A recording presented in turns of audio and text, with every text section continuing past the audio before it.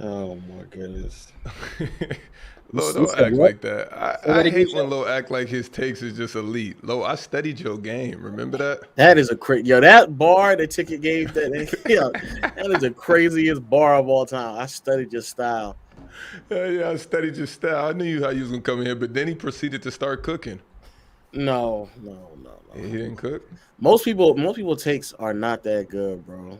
Most people Like takes are what not that good. qualifies as a good take, Lo? Facts. Since you the Facts. take police, what qualifies as a good take? It gotta be based in facts. Like it has to be based in facts, and if you're gonna be hyperbolic, it gotta be like irrefutable facts. It can't be like you just saying nonsense, and then I ask for an example, and then you give me a one game sample size to back up what you're saying. Like no, that's not a good take. I feel like when I'm watching the panel from my dungeon, from my lair, and I'm just peeping in, and all I hear y'all talking about is stats, and I'm not lying. Yeah, And what but is with like if you you and skew the Mars stats especially? though, but if you skew the stats, and it's also like if you're gonna sit here and say like, oh no, we're gonna. I was talking to Dub yesterday about the whole Game Six Clay. Dub was like, no, it exists. I'm telling him, no, it don't, and I'm reading him the facts that it don't exist. He's like, nah, you got to exclude like those first 2 3 years, and then only talk about and. Yeah, he was bad last year, but up until last year, and I'm like, bro, so you want me to exclude 5 games of a already small sample size of Game Six Clay? Disgusting, dog. Disgusting, disgusting, bro. Lo, I'm not gonna lie. I think you need to stay on playback. I love you on playback. Hate you on the panel. Oh wow. Love you on playback. Hate you on the panel. Wait, Yo, You and did you see Mars. yesterday's stream? Which one? The open gym? Yeah. When y'all was turning up with the Lakers I ain't gonna nonsense? lie. Yeah, it was a stretch where it got pretty nasty, dog. It got It got, pretty nasty. It got I ain't gonna that's when I came in and was like, "Hey, yo, what's going on?" And you and J Rob leading the troops. oh man, it was pretty nasty. I ain't let But gonna I me lie. was find out with you and y'all. J Rob is the nastiest duo on PC. The duo I we was all with need. y'all. Facts, facts. Yo, like Kyrie. I need Kyrie to go to LA. I I need need Kyrie that to go to trophy. LA. Oh man, I need that. I need that ASAP, dog. I was fist pumping when y'all was going crazy. I was right there cheesing ear to ear, like, man, this would be a glorious day. Oh man. Oh man. I literally We got cried some yesterday, guys. man. It's tough, man. We, we got some guys in here ready to cook you. We was actually talking to them backstage. I'll let Ron control who comes in first, but it's a We few know who's people coming with first. smoke back there. And they never come with smoke. Yo, hey, what's crazy is that y'all claim that it's smoke and they come in and it's like lukewarm, bro.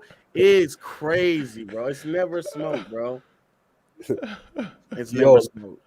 Lo, before we get into everything, I have to ask you this question because Shaq was talking about everybody on the panel who has the best takes and whatnot.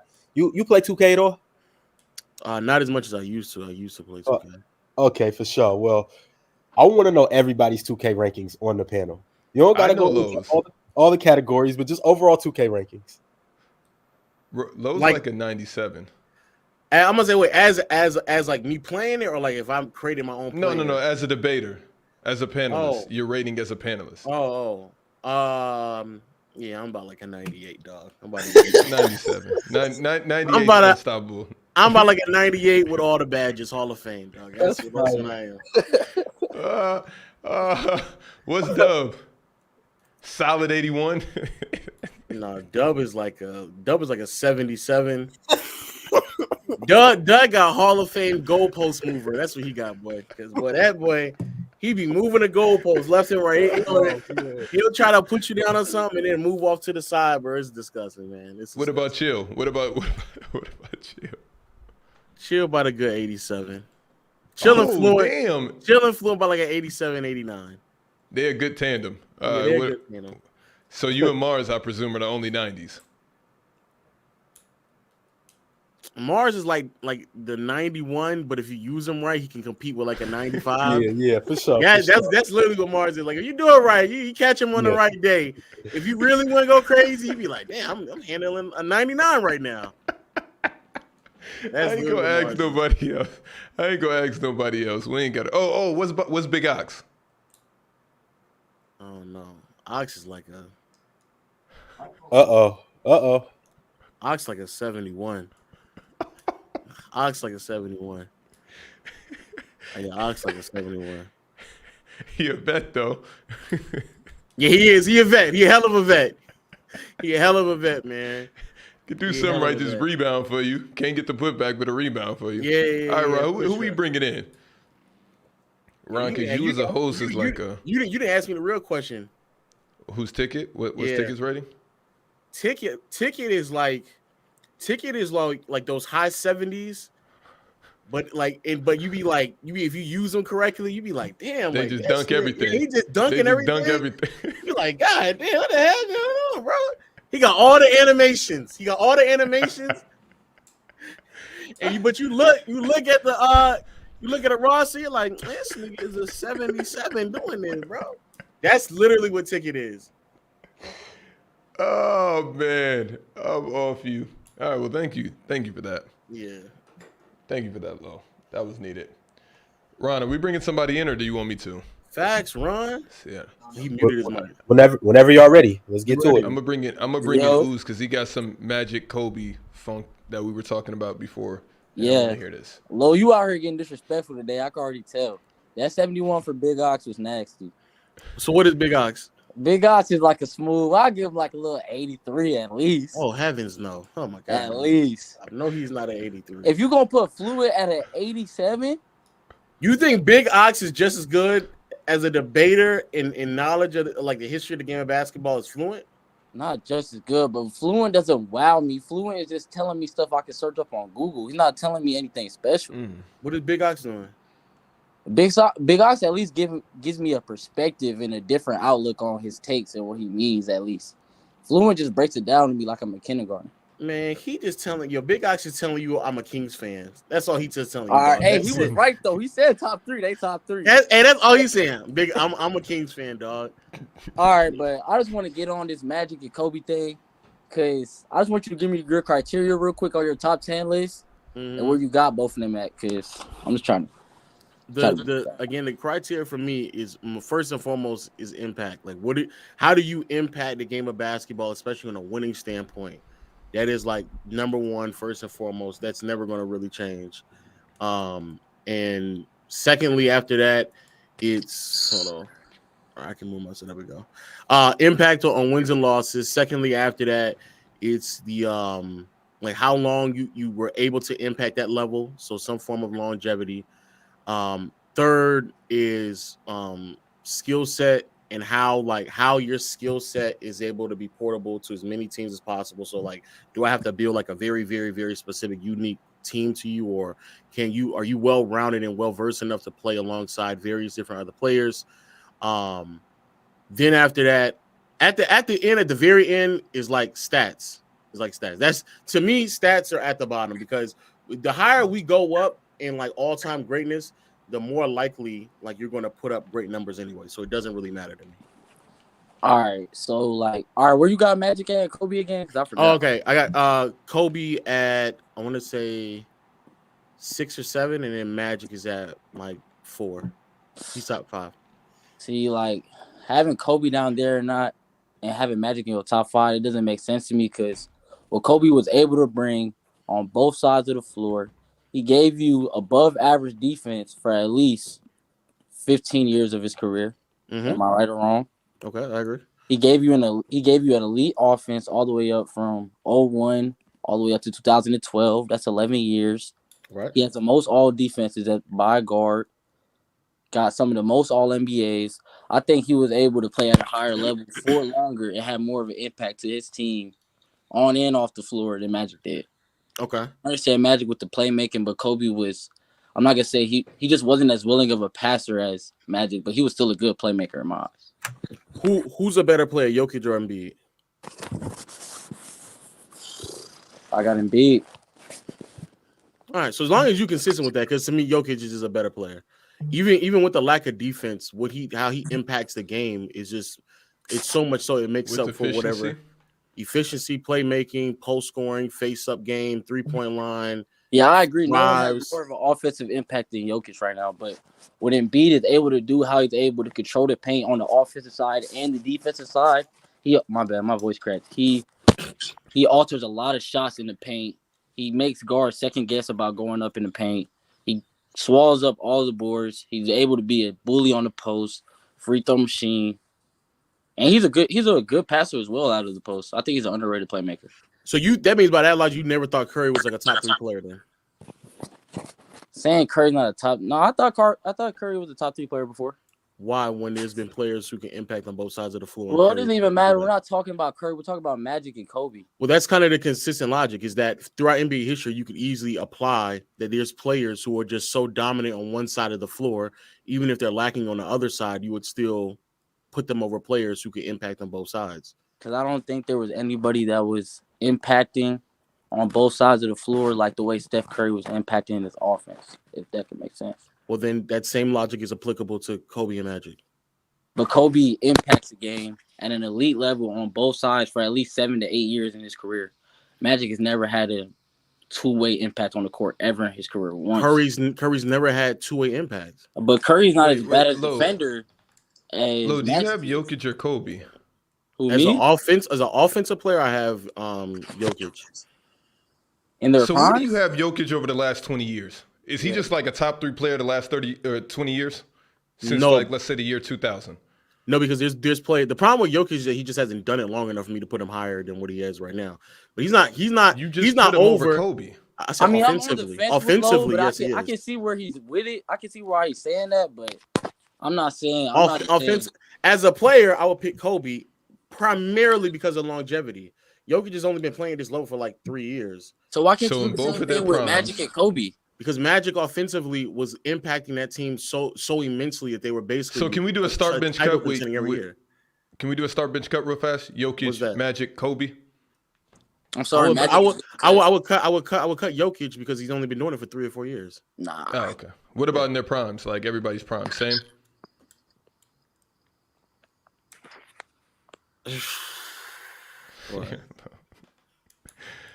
Load up. Jokic is a I gotta see what Jokic does in the playoffs this year.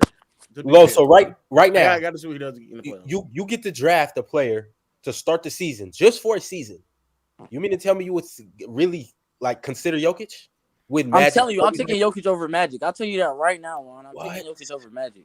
100%. It depends on what Jokic does in the postseason. It just depends. And it also, I think Jokic can make for his teammates at a higher level than Magic can. But hear me out. I think Magic has played with Look, some. this is the new school that you started. No, This he is- didn't. you No, it's started not. this- No, it's My bad. not. Magic has played with No, some of the it's best not. rosters in My NBA bad, history. my bad. The Showtime But Lakers were deep. But Bro. even when the Lakers got worse, they were still making it to the finals. They were still contending. They were still winning championships. Kareem has a year in from regular season to postseason where he's basically averaging 14 points. But Kareem still being 14. there has an impact on the offense. Even when he how you wasn't got there, that. even when he wasn't there, they still got to the finals. Even when he wasn't there. How many? They got to the finals. What? 91 and I can't 89 or something like that. I don't even know. They got 89. Kareem was still there, but the reason why. Okay, let me center focus on Magic.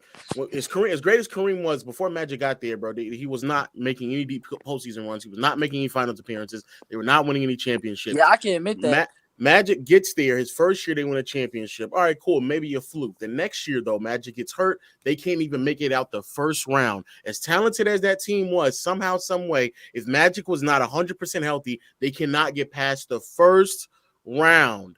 That's odd for as talented as they were. Even as time continues to progress, no more Norm Nixon, Jamal Wilkes, Kareem gets older, Michael Cooper gets older. They don't have all the depth that they had any before. Don't act like James Worthy didn't come into the. James Worthy's nice. James Worthy's nice. Byron Scott is also nice. So how should we look at Kevin Durant then when he got injured and Golden State couldn't get it done? They did. It just got done last year. No. I'm talking Why about why'd the year that they didn't you get it skip done. past 2019 like that? 2019 also Klay I'm talking Thompson about got the year hurt. they lost, Lo. I'm talking about Thompson the I'm got talking hurt about the in year they game lost. 6, Lo.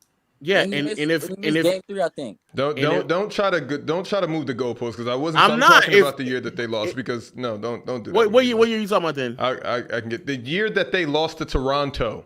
Yeah, 2019, Exactly. where KD and Klay Thompson got hurt. Yes, But Clay that year. played I'm just majority asking of the questions. series. I'm just asking Clay played questions. majority of the Yeah, series, and if bro. Klay was healthy, he probably would have won Game 6. And I think, like you said, I think he missed Game 3 as well. So Like, was it's- Clay it's playing like only Clay 6 last year? games. Clay played 32 No, minutes. and Clay in Clay game was not 6. playing. Clay was not playing like he normally does last year. No, But they still got it done, right? yeah, because then, but they had an actual Jordan. replacement for they had an actual replacement for KD and Andrew Wiggins. They actually had somebody. They weren't just pulling off some random person off the bench and putting him in the starting lineup. I'm just asking questions, though. I'm not trying to cook you. But I do have one more question for you. Oh, my Ooze, you got anything else? Because I do have one Nah, important Shaq, you question. good. Shaq, you good. Do you think that Kobe Lowe would be efficient in today's NBA? He was efficient then. I think up until majority of his years throughout his career, it would still be deemed efficient outside of the last 2 years in NBA history. So yes, he would still be efficient. Yes. So you take Jokic over Kobe because he's more efficient. No, that's Jokic is offensively. Yeah, offensively. Offensively, is not I just. mean, are we talking about? No. I defensive thought efficiency? because I got you. Yeah, if you talk about offensively, it's not just the fact that his scoring efficiency. Mind you, Jokic is scoring so efficiently, like it's at a historic high right now. Like historically, it's amazing. But not only that, the playmaking is also like peaking at top 5 levels as well. So that's why I would say that Jokic right now is a better offensive player than I think Kobe ever was. Okay. I mean, wait, Lo. Oh my that's what you're God, basing it Lo, off don't of. say that, bro. Because he's saying it with such confidence, like it's just a clear, bro. That's why I don't like that sometimes. So what So about Steph? what Is is Steph better Same thing offensively with than LeBron Kobe? and Luka, like how you just. Yes, I think Steph. Steph is also better offensively. So than all Kobe. these new school guys that I think come up Michael with this, Jordan. like- I think Michael Jordan. I think. think Michael Jordan is better offensively than Kobe. What about Jokic? How is Steph more Yes. off? How is So Steph Jordan better is better. Wait. Jordan is what are you about to say? So Jordan is better than Jokic offensively, based off of what? The Jordan thing is interesting because Jordan's playoff numbers are just crazy. Like in the postseason, they're like absurd. So that's when that's what I said. Let me see what Jokic does this postseason. Because if Jokic has this type of regular season and it carries over that production to the playoffs, bro, that's like throughout an entire year stretch, and then including what he just did the 2 years prior. Nah, bro, we getting there, bro. We getting to viewing like literally one of the greatest offensive players of all time. I don't know why there's that much pushback actually. So if Jokic is this great and this dominant, you expect him to win a championship this year, right? Yeah, unless the Kyrie trade come through. Yeah, unless Kyrie you know what's trade, going on, though. Yeah. I mean, so because you had them picked. Yes, sir. But to be fair though, Ron, answer your question directly. If that doesn't happen, I had the Nuggets making it out the finals basically after like week 2 or 3, after me seeing like the Western Conference ain't what it is. I think that is by far the best. That should be the best team in the East. I mean, Nuggets is on a different. The Nuggets are a different level right now. And Jamal Murray is starting to get back in that mode for real. That's my thing though, because the Nuggets really have a squad for real. When you look at it from top to bottom, they got every. Nuggets are first, correct? Yeah, mostly. And I think it's by a wide that margin. A team in the West that was number 1 won the championship. Warriors? Probably. It had to be. It was definitely the Warriors. I think. Probably the Warriors. Okay. So the Warriors the top seed in 2018. No. That was. I know the Rockets was in 2017. Who was the top seed in 2018? So is Giannis over Kobe offensively? Oh heavens no, bro! What is this? Because of the 3-point shot? No, I think Kobe is just as good, if not a better playmaker than Giannis, and I also think the shot versatility is like noticeably better than Giannis, especially when Giannis has years like this where his efficiency is like barely above league average. Like at that point, like what are we? But with Steph, how is Steph better offensively than Kobe? Because that is not clicking through my head. Steph playmaking is better, and his scoring. It's this better. Is third year. How much better is it though? It is. It's better. It's not noticeably. It's not noticeably. But it is better. But it is better though. The assist averages are not that far off. Assist is not. It's more than his assists. I know, but Kobe's playmaking. Right, we gotta get somebody. It's else better, bro. I don't know how to tell you. Hey, thank you for pulling up. I'm gonna say this. I'm gonna say that you can continue to listen to this though, but I'm gonna say this, bro. Y'all be watching all-time great players live and don't even know that y'all are watching all-time great players like actively. Y'all are actively watching like Jokic. Jokic Wait, is an but what all-time makes great. them? No. Because I think back in the day, what made an all-time great player, like an all-time great player, it was a lot of championships attached to their names. Like when you bring up all-time, you're saying we're watching all-time efficient players, which is fair. Guys that can put the ball in the basket at a high clip, but can't win championships. But those are, again, majority of the time the players who do win championships can carry over the all-time performances in the regular season to the postseason. Like that's normally what ends up happening. And so again, we'll see with Jokic if he's able to carry over. That's what I'm like saying. Like let's we can wait on Jokic. I have no problem. So who are the all-time players that we're watching right now in the NBA? Because I can count Curry? about 3. Curry, LeBron. And if you throw Jokic in that third spot, I'm gonna start cursing up here. Okay, all right. I'm like don't do that. That's when you're saying we're watching all-time greatness. That's a nasty one. No, it's not really, because like for example, I think Charles Barkley is an all-time great offensive player. Mm-hmm. Okay, he's never won a championship, but I still think he's an all-time great offensive player. How do you not mention Giannis? I think what he said, if he's talking about specifically offense, I wouldn't say Giannis per se. But if we're talking about all-time great, Giannis, he's not. Like his production and efficiency in the postseason drops offensively. Yeah, okay. But if we're just talking about all around, then absolutely Giannis would abide by the idea of like, yeah, he's another all-time great player, and we're watching him live. I just don't want y'all to take that for granted, though. Nobody's taking, but I look at like Charles Barkley, like Big O, Charles, Russell Westbrook. Like I put them in the same tier. Like, yeah, they were better than everybody else, but like all time, that's how you're talking about Jokic. So where do you have Barkley ranked? Where do you have Barkley ranked, Shaq? I think Shaq. What do you have Barkley based off of like, it's too many nuances. So I'm not going to even get nasty with that. It's too many nuances. Because I've heard you say top 20 before. Is that still true? Barkley? No, I think it's a top 25. We're not going to do that. Okay. Top 25. But wait, shout out to the 30. chat. Okay, whatever. I mean, it just depends on your criteria. Shout out to the chat because they also said Kawhi. Yeah, Kawhi is another one where he's had like all-time great regular seasons, and he carried that production over to the postseason and has led to championship success. So yeah, like that's another player who players just perform at these levels, and I think Kawhi and Dirk for granted. Kawhi and Dirk should go in the same. Yeah. No, they should. That's like the tier, Kawhi and Dirk. But my only thing with Kawhi is the amount of rest that this guy gets for any NBA All-Star in the history of the game is nuts, and that does affect your play. I think that comes. Okay, sorry. You come back fresher. That's like facts. But I think that comes with the era that we're in right now. Like, do you think in any era ever, do you think load management has been this big of a deal? Like, do you think Kawhi gets this much rest in the 90s? Oh, no, he doesn't. But the pace is slower. I mean, long story short, no. I think Kawhi's career would be shorter if he played in any other era, because the concept of like load managing was not like openly accepted at that time. Mm-hmm. So it's culture. I think he could have played through it. I think he can play through it now. He's just taking advantage of a loophole. Sorry. First off, Lo. Is that nasty? I've watched you for years, big fan. But first off, Lo, I got a question. Thank you as well. Thank you. Why does Kyrie to the Lakers equal immediate ring? Why? Come on, no. What is it not? What are you talking about? You see this, right? Do you think the Lakers' only problem is Russell Westbrook? It's not their only problem, but Kyrie absolves a lot of problems with them. So it absolves floor spacing, shot creation. It absolves another playmaker and ball handler alongside Braun. It pushes Dennis Schroeder to the bench, which gives us more depth. With the addition of Rui, we also have more depth in the front court as well that we were lacking before. And then with AD healthy, AD undeniably has performed at like a top 7 to top 10 player in the NBA. Mm-hmm. Top 10 at worst, like literally like 8, 9, 10, like at worst. And then LeBron at his best is at worst top 15, but can definitely play within like a top 10 range as well. So like adding Kyrie, who doesn't absolve all of the problems, but I don't think there's any such thing as a perfect team. Like when I was growing up, bro, like every team had flaws. You just had to figure out ways to perform around them. Like people just weren't running around with super teams. So the Lakers would still have problems. They would still have like defensive problems on the perimeter.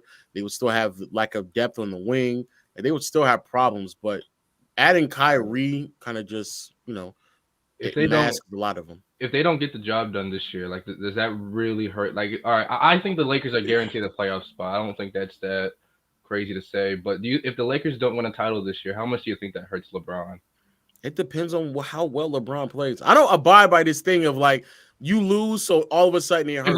If LeBron plays like how he did, if LeBron plays like comparable to how he played against, let's say, the Mavs again. Oh well, then yes. But if he plays at an all-time level and Kyrie doesn't play too well, or let's say AD gets hurt again, like, do you think that this year should even matter towards his legacy at that point? I mean, everything's going to matter, but I don't think it's going to like hurt it so much so where people can then run around and just be like, oh yeah, like this is the reason why you're out of the GOAT conversation because you lost in year 39. I'm not year 39, at age 38, 39, performing at an all-time level, and then your help just didn't come to show up. So yeah.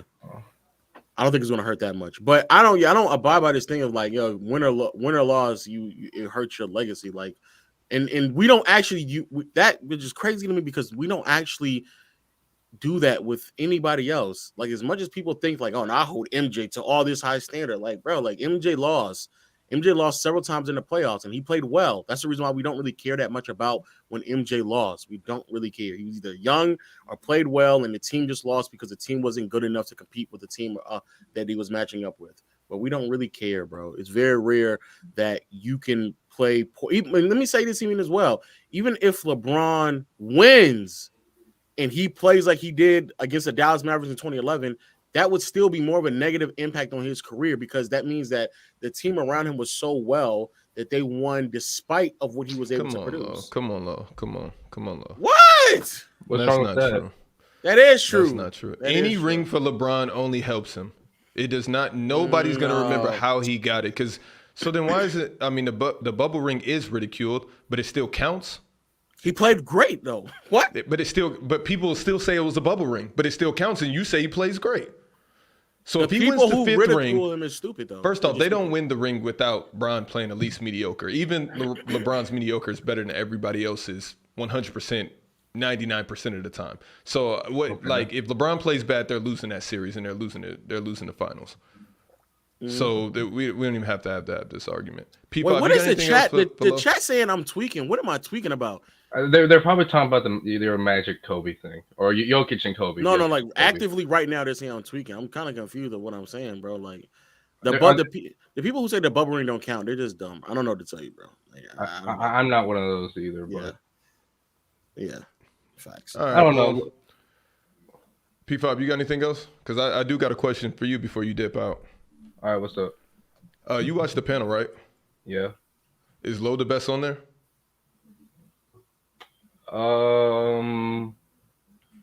I think, I would say yeah.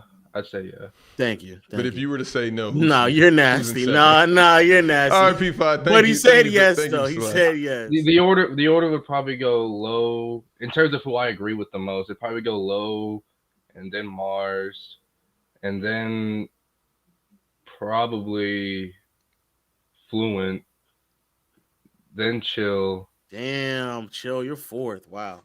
And then all that's left is Ticket and Big Ox. Ticket's at the bottom. He's at the bottom. All right. Let me get you out of here for he coming here. All right, bro. Thank you for tapping in. Soft, man. Let's get Devin. What's up, little big fan? Been watching you for a little bit. What up? So my question is, how do you feel about the whole? Obviously, I agree with you, Kyrie on the Lakers, and that's a big upgrade. But how do you feel about Kyrie, like in general, about requesting a trade and how? And it is catch you, obviously caught you by surprise. But how do you feel about Kyrie? I'm not somebody who's like heavily critical on Kyrie and what he decides to do. Thank you. Like if they're not gonna pay him the money or they're gonna add contingencies to it, then I don't really care if he like asks or not. I mean, and people like say this thing about like the new age, like all they do is just complain. Like they back in the day they would have been doing the exact same thing. They just couldn't because they just didn't have the ability to do so.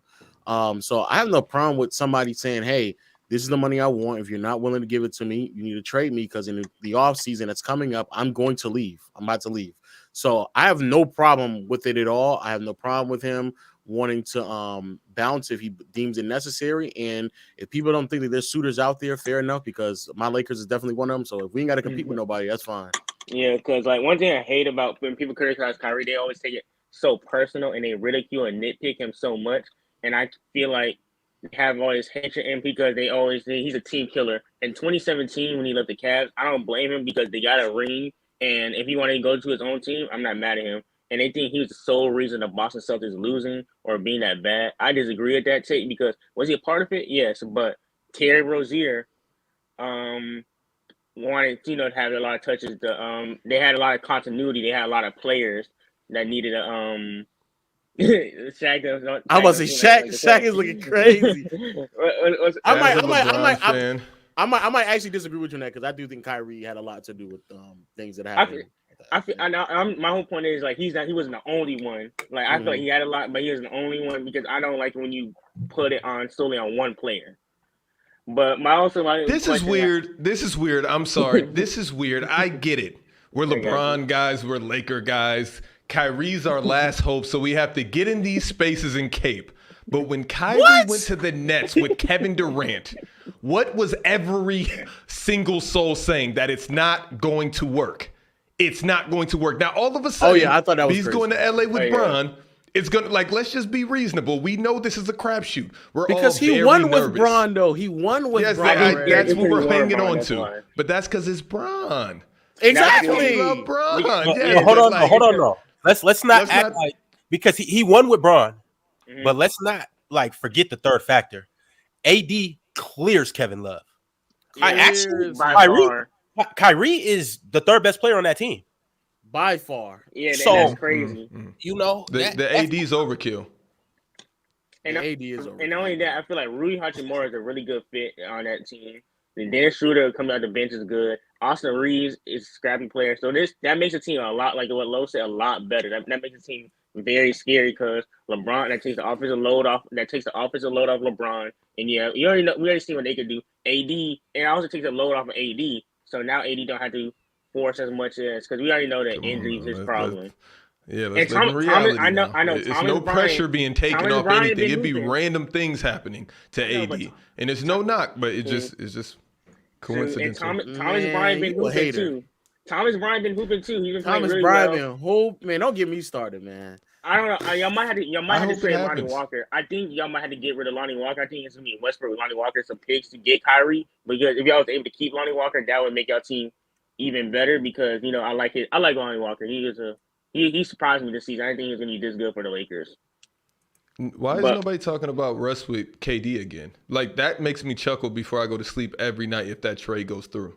And nobody has brought up that that is hilarious. Hilarious. KD back together. Hey, the script. That's the script writers. The script. That's meant to be. Think about it. Kyrie back with LeBron, Russ with the KD. That's a script. The script is gonna align with the Nets versus the Lakers. All right, let me stop trolling. But my question to you, Lo, in your opinion, D Wade, AD, and Kyrie, who you think was LeBron's best teammate, and who you think was the best fit for LeBron? His best fit for when he got the player.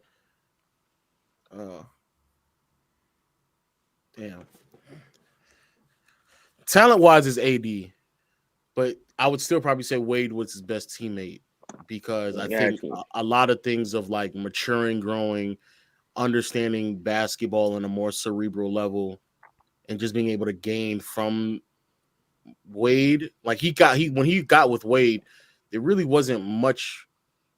The dynamic between him and Wade was just way better.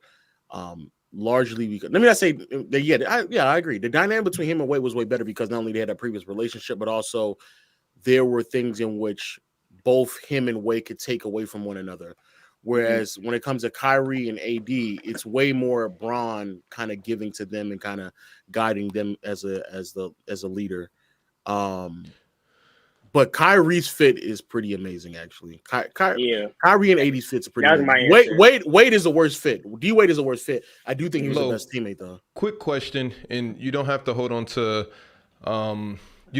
your consistency because we know you just say that for shits and giggles. You don't really believe that. You just do it only when it benefits you. So I'm just gonna ask you a start bench cut between Kyrie, D Wade, and Dame, and you don't have to be consistent. Yes, and Dame Dollar. Kyrie, D Wade, and Dame. That's so easy. At their best, or like what are you talking about? Yeah, primes. I'm That's starting easy. D Wade. I'm benching Dame and I'm cutting Kyrie. Exactly. That's easy. Yeah, That's crazy. Why is that? Why is it? I You was thought just I was gonna asking say a something question. different? You thought I was gonna say something No, different? I mean you just hold offensive scoring and efficiency and such like Hold up. at a Is high D-Wade, clip. I thought that you would D Wade is also efficient though. is D-Wade the greatest player to never win MVP? More efficient or is than that Dame? a crazy take? More efficient than Dame. I had to double check. If he's not though, then the defense definitely makes up for it. No, okay. All right. Like That's more fair. than makes up for it. I'm much And rather then- have and Wade wait, as let me- number one Dame.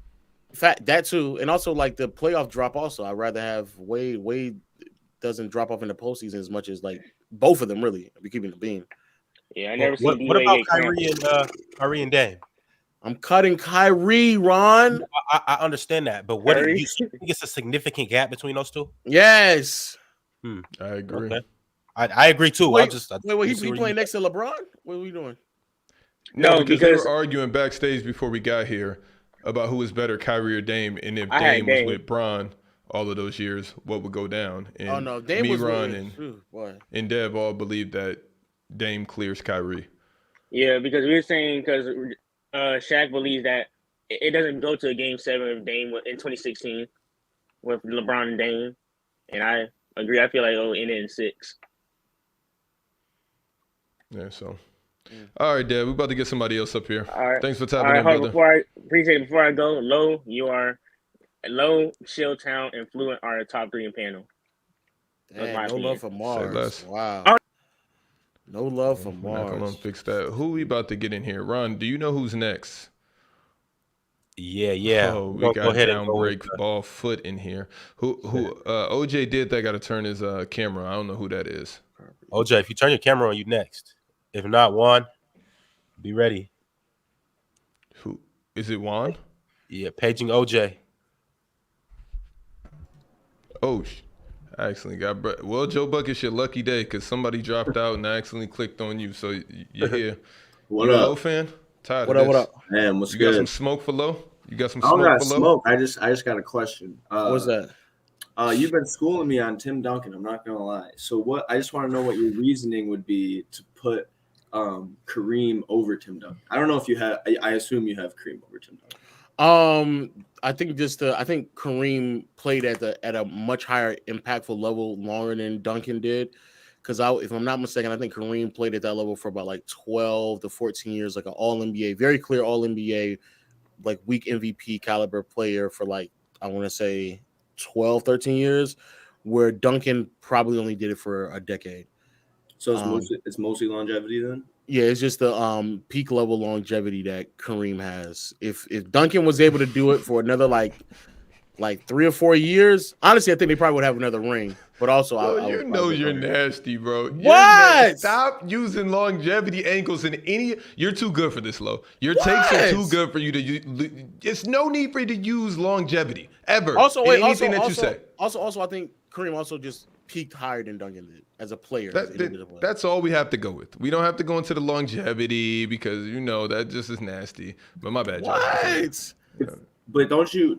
You said you valued the playoff success really highly, and you just got done saying that Kareem without Magic didn't make any really deep postseason runs, and Tim Duncan did it with a rookie Tim Duncan and sophomore Ginobili. So a rookie, that's just a rookie Tony Parker. I think you said rookie Tim Duncan. Yeah, I got you. The difference is that it'd be one thing if Kareem just underperformed in those postseason runs, but he didn't.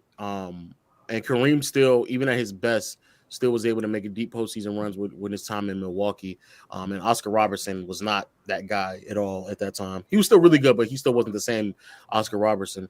Those stretches of Kareem not making deep postseason runs does hurt him, which is why I think Kareem is closer to like 4 and 5 than he is like 1 and 2, like some people make him out to be. But I still just think like who Kareem was at his best, he did it longer, and I also think he just did it higher than Tim Duncan did. Who you got 4? No, you got Duncan 5, right? Yeah, Duncan 5. Yeah, Magic is 4, and then Russell is 6, and then Kobe 7, and then Duncan is 5. Okay. Wait, Lo. I just want to hear your top 5 bigs of all time. Pause. Like just big men, 4s and 5s. Kareem, Duncan, Russell, Hakeem, Shaq, and Wilt. Is Jokic better than all of them offensively? I favor more so Shaq and Wilt offensively, but he's better than the rest of them. I don't think the Jokic take is that crazy. To be honest. It's not that crazy. I have no idea why y'all push really back not. on this at all. If he averages it's a pretty 25, embarrassing one. he don't even take the most shots on his team, and he's averaging 25 easily. And then Lowe cleans it up with, you guys don't even know when you're watching all-time greats when they're doing what they're doing. You don't, bro. Do you understand what you're watching right now? Nah, so I get you on that, but I just want to say the trio of you, Dub, and Mars with this Jokic agenda. Hey, you I guys just said showing your ass this year. I just said I don't mind the conversation between Wilt and Shaq. Shaq older, Wilt is like in the beginning of NBA history, and I still said those two can absolutely compete offensively. But man, Jokic this year is ridiculous, bro. It's based off of what though? Everything. Name me something offensively, and I'll tell you if he's doing it at league best. There's nothing. Wait. I don't care about league best in efficiency in a world where only efficiency matters. I don't care about that, Lo. I'm talking about Jokic. You're taking him over guys that are proven, and that's crazy to me. And then all you do when I challenge you on is fall back on stats and efficiency. So it's nasty.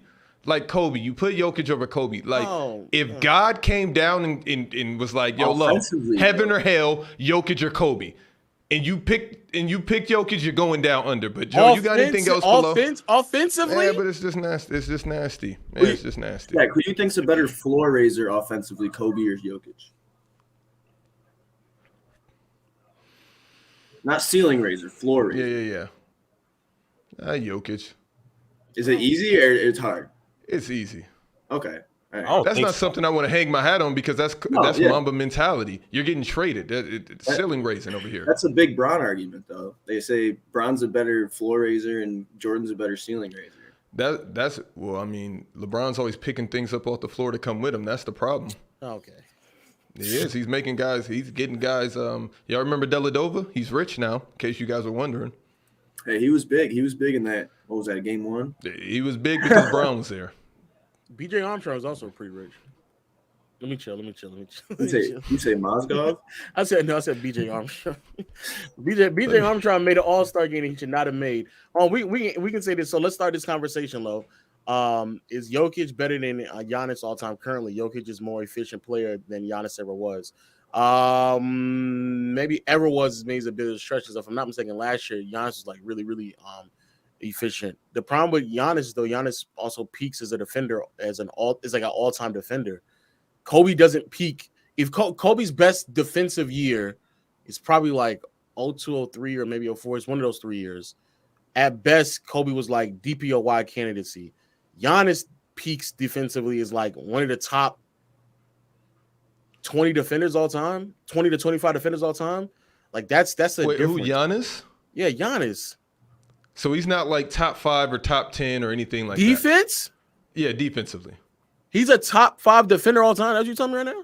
No, I'm asking you a question. No, he's not top 5 defender all time. No. So who would just start naming off guys that had better defensive years than Giannis? Like his peak year. Defensive hold player up, of the year. You don't think you could argue that Giannis is possibly top 10? Defensively? Yeah. 20? Hakeem Duncan, there's the first two. I'm about to say Hakeem Duncan, Robinson, name me 18 Garnett. more. I mean, I'm about to name Hakeem Duncan, Rodman, Pippen, Garnett, Wilt. I'm drawing on a bunch of big men because I can just start naming a bunch of big. Ben Wallace. You say Russell? Bill Russell. Hey, you better say Ben Wallace for the ghosted ticket appears. I know, I know that shit is ridiculous. If you just start naming a bunch of big men though, because the problem with you went to 8 and now you're trying to dipsy do out of this, but I'm not these other guys. I would love to hear the other 12. I don't care where they played. You can even go college because I see you need help. No, because I just 20 was crazy. I'm blanking on the What about Draymond? Where do you think Draymond's at? I think Draymond's has been better defender than Giannis. Look at Shaq. Yeah. I think the Kimbe's been a better context matters with Draymond. All of these guys. But all right, I'll give you the 10 that you named. That's fine. Marcus Gasol is nasty. I see the Marcus Gasol in it. Yeah, but the Kimbe's also better. I think the Kimbe's better. Mark's a little nasty, low. No, Mark is ultra nasty. No, and I love Mark. Only thing why I would say Giannis over Mark is strictly because of his switchability. And that's it. I think he's just a bit more versatile on defense than Mark is. Y'all saying Serge Ibaka, Jesus. Jesus. Where you got Shaq 10, you said though? As a 10 what? No, player. Yeah, he's top 10 player. He's top 10 player. Is he at the bottom though? No, Curry. I think Curry is 10 for me. So is he 9-8? He's like 9-8. I had to get Bird out of there. Bird is out of the top 10. If you take I can't even get into it. I'm a Celtics fan, so I had to get Bird out of that top. Wait, so is Curry top 10 for you? I'm gonna leave that be now.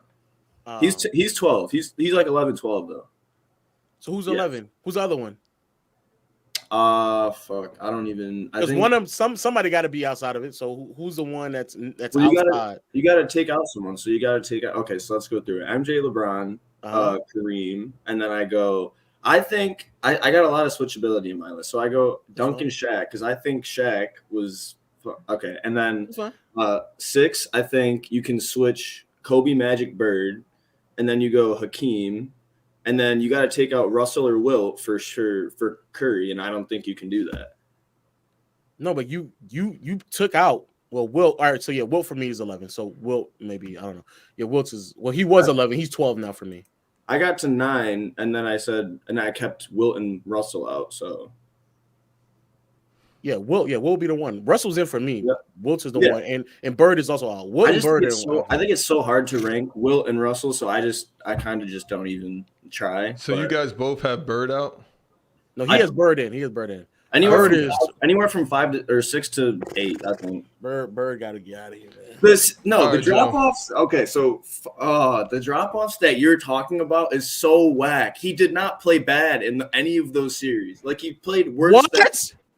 Bad. He played bad. Well, it's still a drop off though. Even if you don't want to say it's bad, it's still a drop off. Did you? Okay, so the games leading in to those playoffs, he had like the kind of the same numbers. We were talking about because you didn't. Wait, who? Which one? Larry Bird?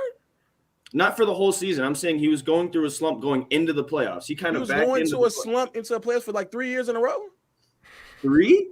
Yes. You said 81, 82, 83. He was average. He wasn't having bad numbers though. 83. It was like 83. He still averaged 20. Great. The rebounding is there. The assists are there. That's great.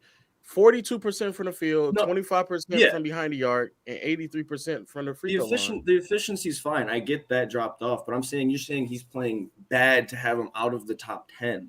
Oh, and but okay, so has Curry ever dropped 8% in field goal percentage, or has Curry ever dropped No, that's fine. That's fine. But okay, I'm saying you penalize Bird because he needed a playmaker there. Have you ever thought that maybe he was dropping off because he had to play make more in the playoffs because nobody else was doing it? Boo-hoo. Because Danny Ainge wasn't playmaking. Parrish wasn't playmaking. Hey, boo-hoo. Everybody else had to figure it out.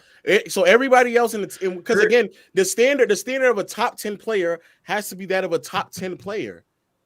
Like Curry had to figure it out. Like after KD was gone, he needed another shot creator. Iguodala he was older, really wasn't impactful. Draymond was falling off. Klay Thompson wasn't the same player. He still figured it out. Okay, so you would prefer somebody killing the playoffs and lose rather than somebody going there and being mediocre and still winning? Yes, but it wasn't mediocre. That's the thing. He wasn't playing mediocre. Because you have Wilt at 11. He was 7. So I'm just trying to figure out. Yeah, but Wilt, the problem with Wilt is okay. In terms of top 10, you got to do both. You got to play well and win, and you got to do it basically almost every single year. That's almost what every single last player in the top 10 was doing. So why don't but you still have LeBron at 2 though. That's my problem. Okay. And you spent last week or 2 weeks ago talking about how the Magic series he stunk. I never said he stunk. I said it was a winnable series. And he didn't, and his efficiencies dropped, and he didn't get it done. Yeah, but his efficiency dropped 8%, bro. Bird went from 50% in the regular season to 42% in the playoffs. I get that. Hold on, this is all time or this is 1 year? This is one the year before that. The year before that, he was 50%.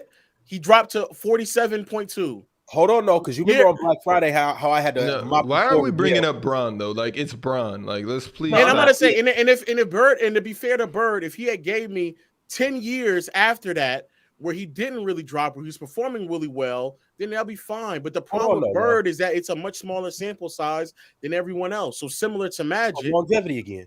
Yeah, but because it was similar to Magic gave it to me basically every single year. Sure, there's games and series here and there where it was a drop, but if you like with LeBron early in his career, yes, he dropped, but then from basically 2012 to 2020, he's given me elite level play in regular season and post. Well, you do know that it's series where 10 years though. Shaq had the same 10-year stretch like that. He's in what?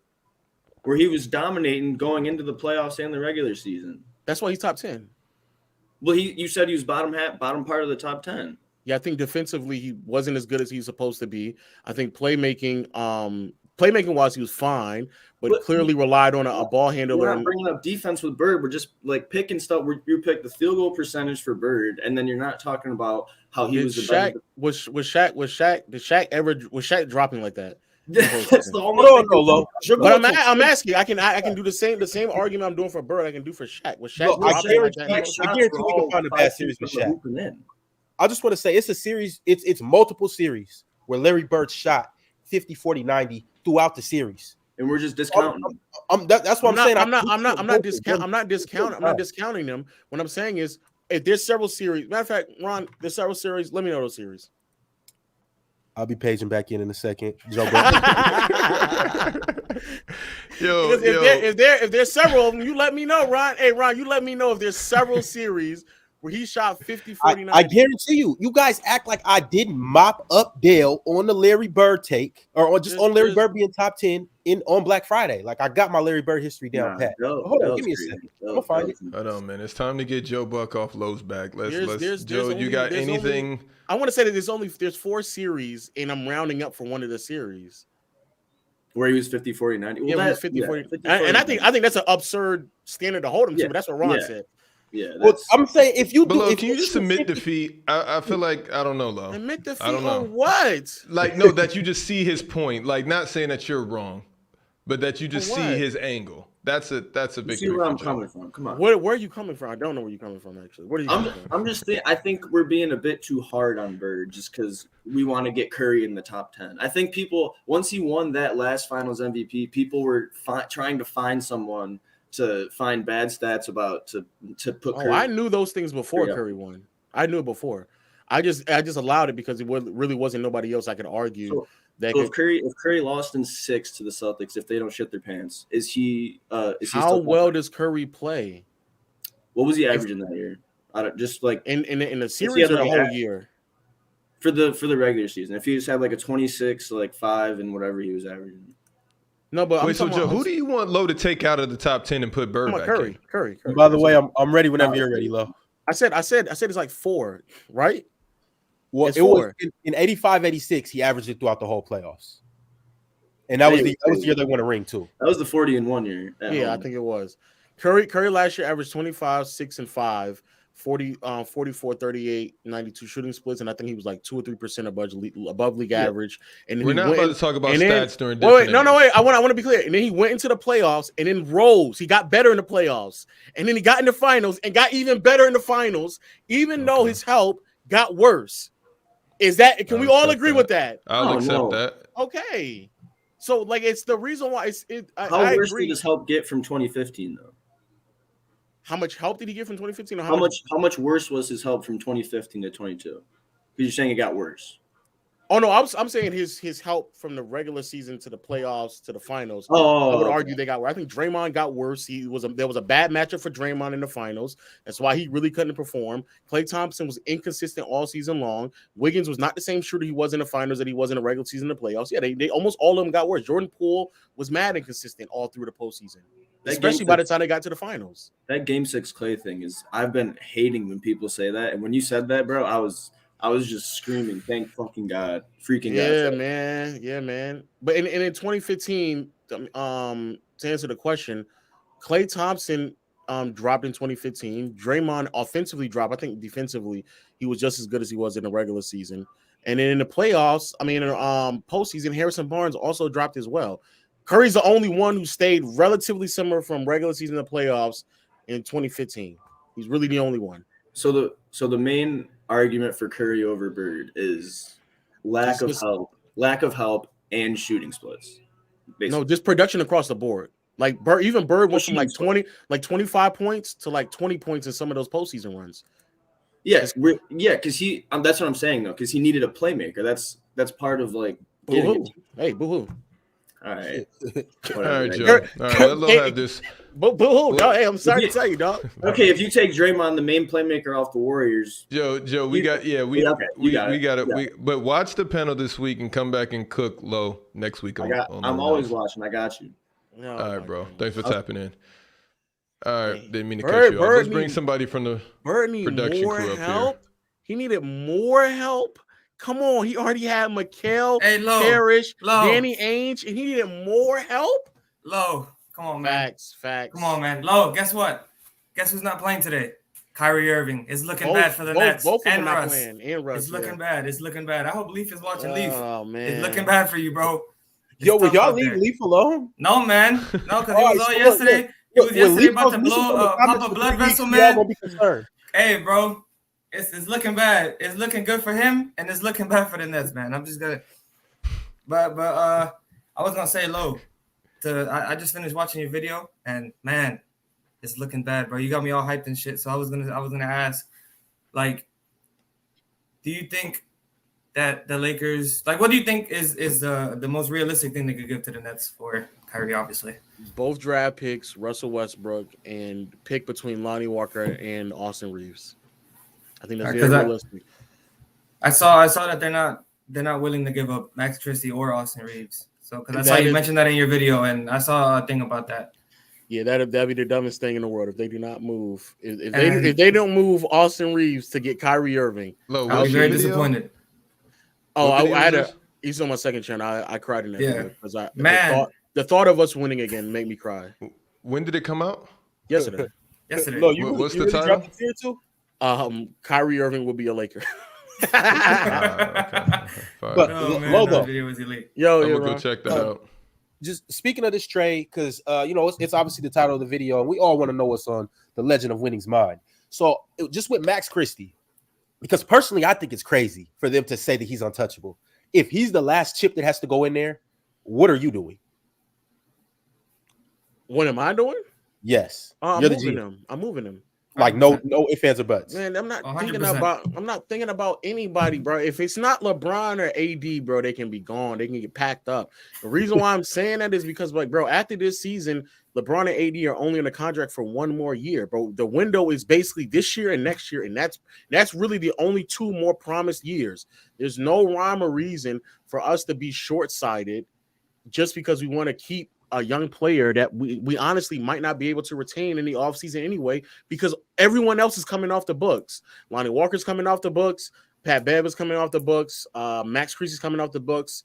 Kendrick Nunn no longer there. Austin Reeves is coming off the books. Schroeder's coming off the books. Everybody's coming off the books. So what is the purpose of us? Like, what are we doing? And I'm replacing one of the guards with another guard, a better guard. What are we doing? And Shaq, you had said that you laughed at the thought of Russ and KD playing again together. I don't even be laughing at that. I laugh at the fact that Russ and Ben Simmons are going to be on the same team together. That's what I be laughing at. Them bricklayers in Brooklyn are going to be out of jobs soon. I'm not going to hold you. I got a question. I got a CBA question. If Ben Simmons retires, are all like his rookie restraints released and he can sign for any team? If he retires? Or if he just said, I'm retiring, and then reinstated in the offseason, I think he still not be able to be. He has to retire beyond his contract. Got you. Yeah. They would have to work out either like a waiver or something like that, or a buyout. They have to waive him or buy him out. One or two. I'm actually surprised Ben Simmons just hasn't got bought out. Not bought out, excuse me. If they haven't what's the word called where they stretch out people's contracts, but it doesn't really impact their That's the buyout. You can stretch it out. You buy them out and then you stretch out the payments. Also with waves too. Amnesty. If no team. Amnesty. I'm surprised nobody has an because when you amnesty and when you stretch them out, it still goes against your tax. Which call you can still sign people. You can sign them out. If I'm not mistaken, amnesty it doesn't impact you at all. You just pay them off. Okay. I could be mistaken, but I think somebody said stretch provision, but it's one of those. It's one of those things. Yeah, we'll figure that out. Things. All right, Gabe, you got anything else for Low? Because we got a lot of people waiting. Nah, they could cook. I'm out. That's all I wanted to do. Yeah, Mars. Right, Mars in it right. Yeah, like the Lakers did Luol Deng, where we amnesty him. Hold on, is this the real Mars? Did he change his name? Yeah, he changed his name. His name. I'm about to say, I thought Mars had a burner account. Oh wow, burner all Mars. Right, all right. Y'all want to tap into some of these super chats? Yeah, we can tap into. Let's go through those. TMF Willie said J-Rob and Low last night was golden, but what topped it off was Leaf looking ashamed. That was peak, man. That was really crazy.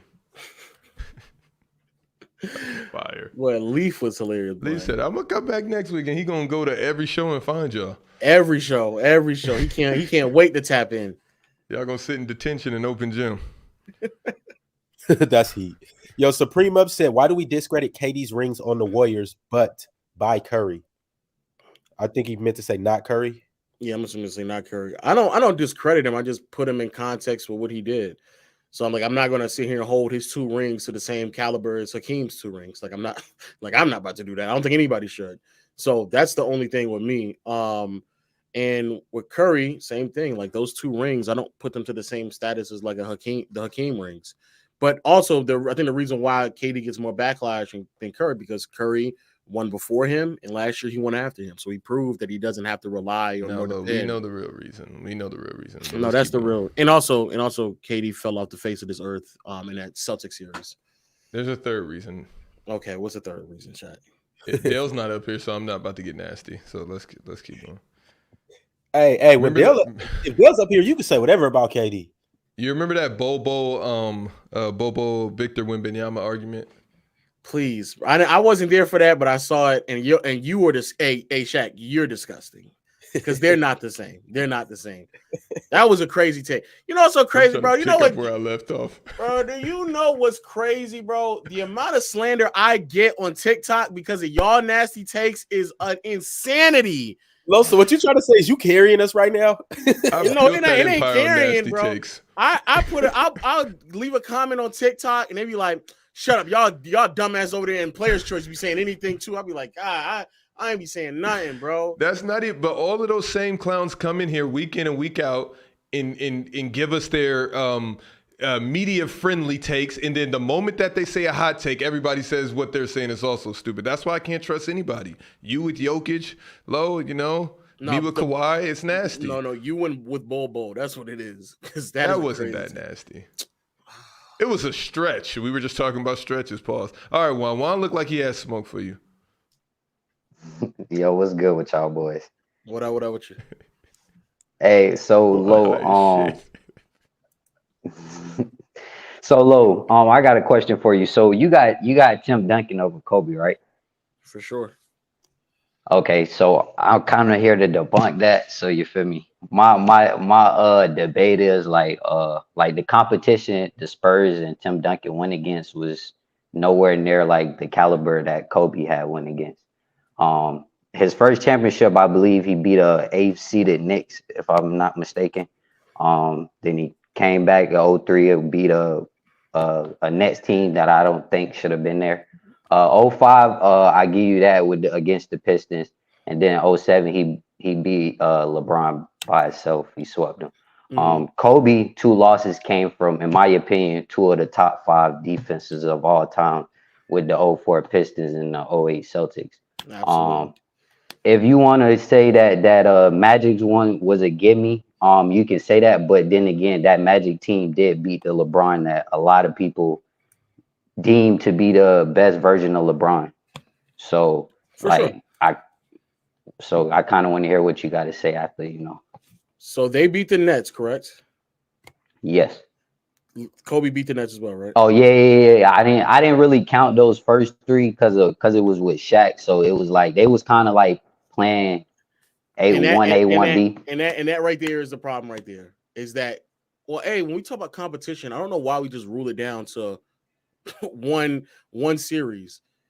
The real competition, to be fair, in the finals, yeah, it wasn't like that steep in some of those postseason runs, but the real comp was throughout the Western Conference.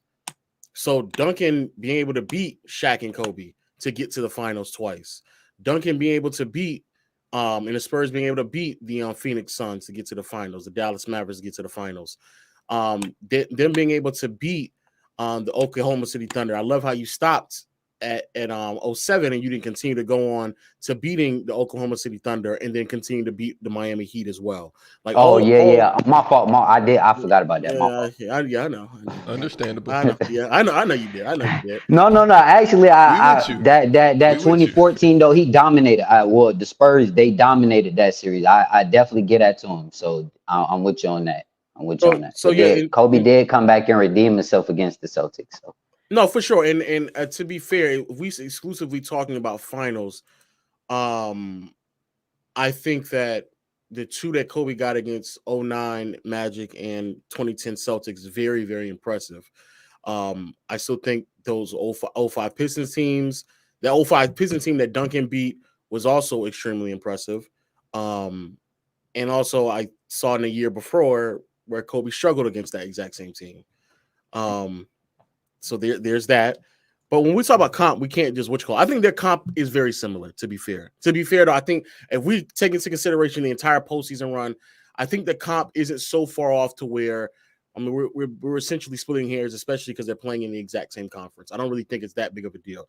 The difference to me, however, is that Duncan never really got in the way of his team winning. If anything, he aided and abided by what was necessary for his team to win, even if that meant sacrificing individual numbers and allowing other players around him to flourish, because he understood that was the goal that was needed for them to expand the level of success that can branch all the way out to 2014.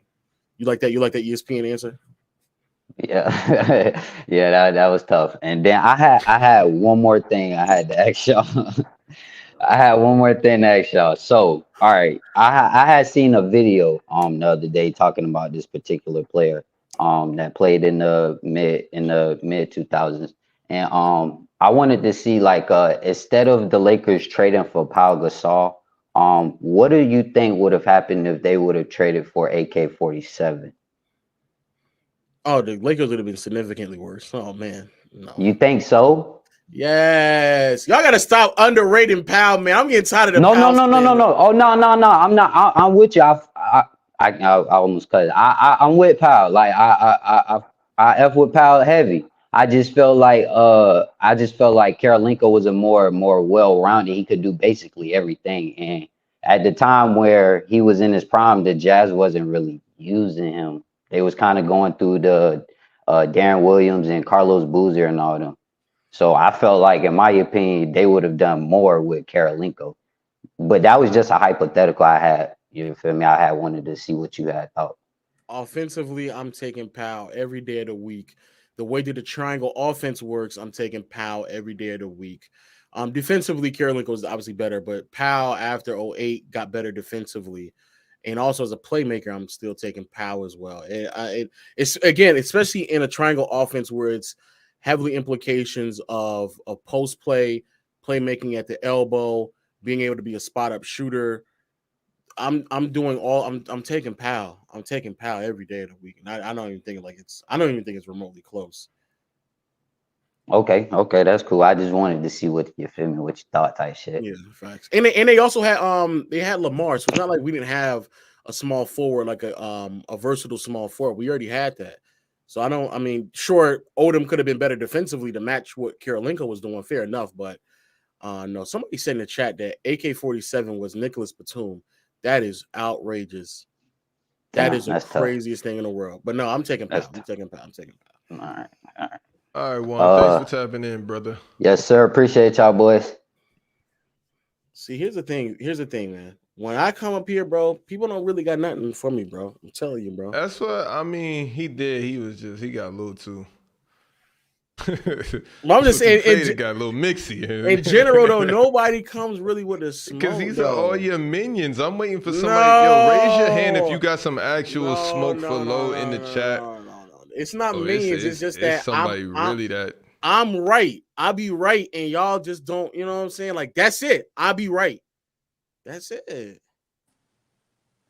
And let's see. Yo, what up? That's saying Joe. What's up? Chat saying Joe cooked you too, by the way, Lo. Just trying to keep you updated. Y'all can hear me? Joe knows. Yo, what up? We good? We good. We can hear you. All right. So you got Jokic as the best in the world right now, huh? It fluctuates because Giannis, what he been doing recently is crazy. But sure, let's just say he is. Right. So I wanted to get on that. I want to touch on that. Y'all praise Jokic so much, and he only played one side of the ball. Okay. So why is he valued more than like Giannis or Embiid? Matter of fact, yeah, I think Embiid better than Jokic. Absolutely not. Sorry to tell you. How come? He's because offensively he's that great. Better? No, he does everything else better than Embiid in the post as well. But Jokic can't take over a game how Embiid can. I don't know what if that Jokic's means. teammates not shooting good, I don't know what did he do all last year? If not shooting good, what did he do all last year? That's it. What did he do? What did he do all last year? I mean, they lost. He didn't do nothing. They lost. What do you mean? What do you mean they lost? They won just as many games as Philly did, and he didn't have that much help around him. All right, but what happened now when he got his help? They the first seed and Embiid the third seed, and they only got like 2 games apart. Okay, so does Embiid has his help. Exactly. So that's what I'm trying to say. When it comes to who would you rather have, Jamal Murray or James Harden?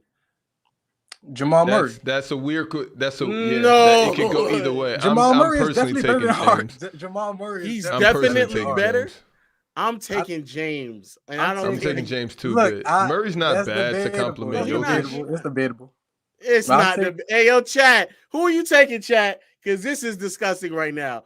Who are you taking? There's no. That's debatable, bro. James. I'm running a poll right now. Jamal Murray or James Harden? I mean, which James? Wait. No, James right now. But he was about to say something about the playoffs. James right now. What were you about to say about the playoffs? That's actually I want to hear. You said the playoffs. What about the playoffs? They lost, so it don't matter.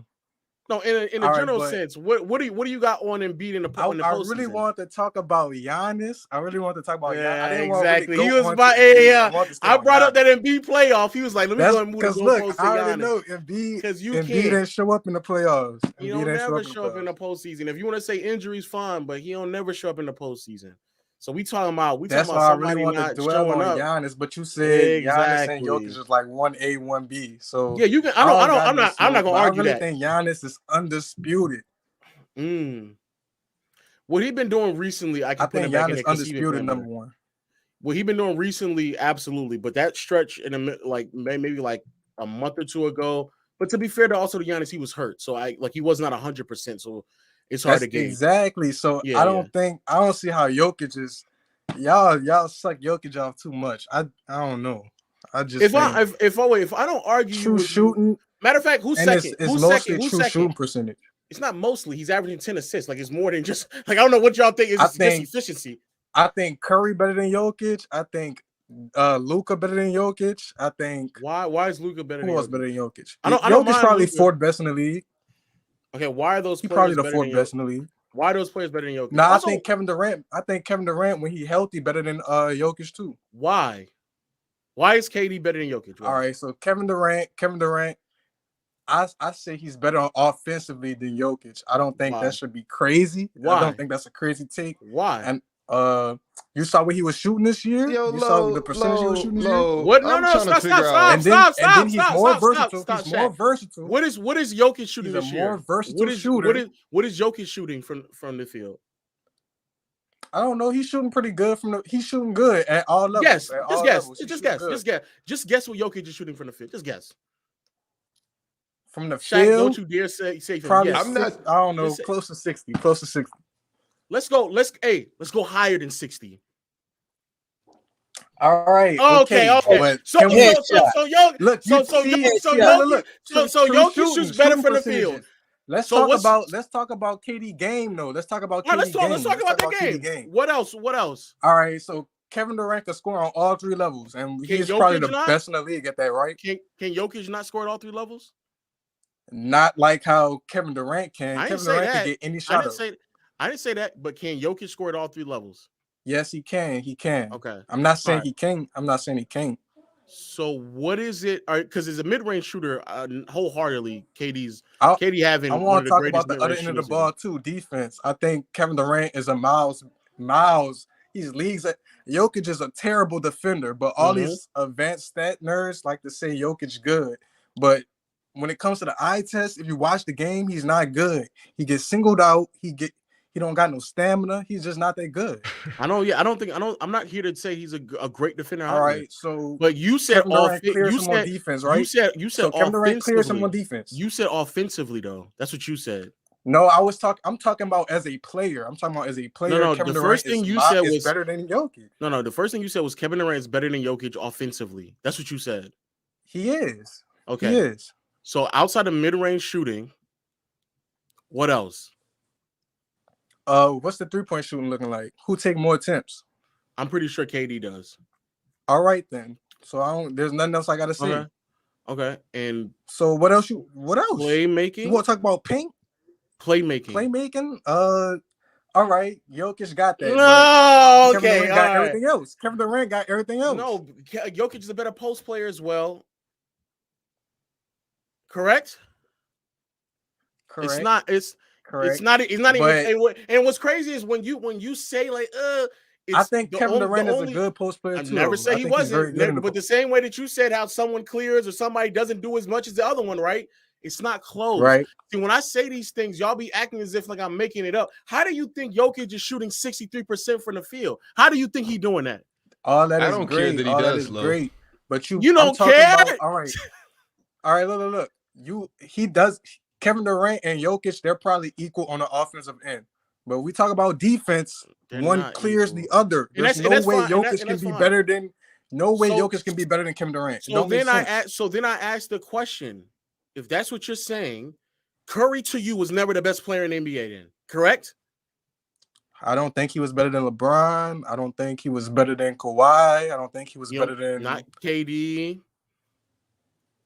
You could debate KD, but I don't think he was better than Giannis. Why?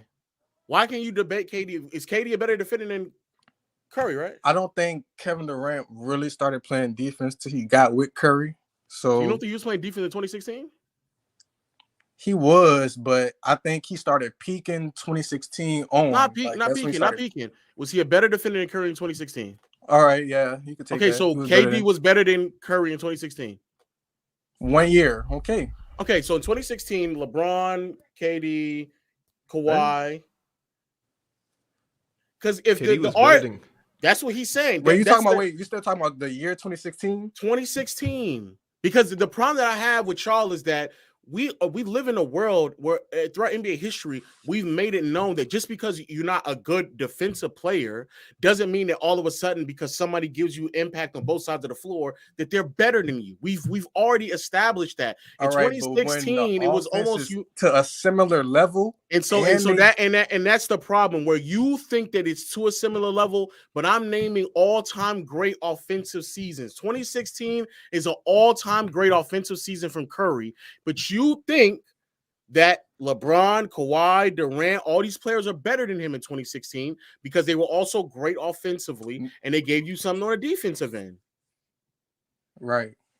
Listen, well, so Curry was the fourth best player. Way better. LeBron was the fourth best player. Curry 2016. I don't care what Curry produced from efficiency from the field. LeBron could defend. So Curry was the fourth best player. What made KD better than Curry? What makes Kevin Durant better than Curry?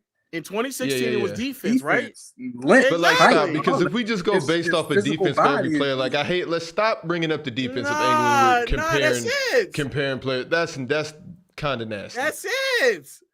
Wait, don't bring up defense when comparing At players. two different positions, you're talking about KD. Why? Because he could put his hands up because he's taller. That makes him a better defender. So who are you taking to win a championship? What? So okay, you're starting a team. Okay, you're starting a team. You're starting a team to win a championship. Who are you taking, Curry or KD?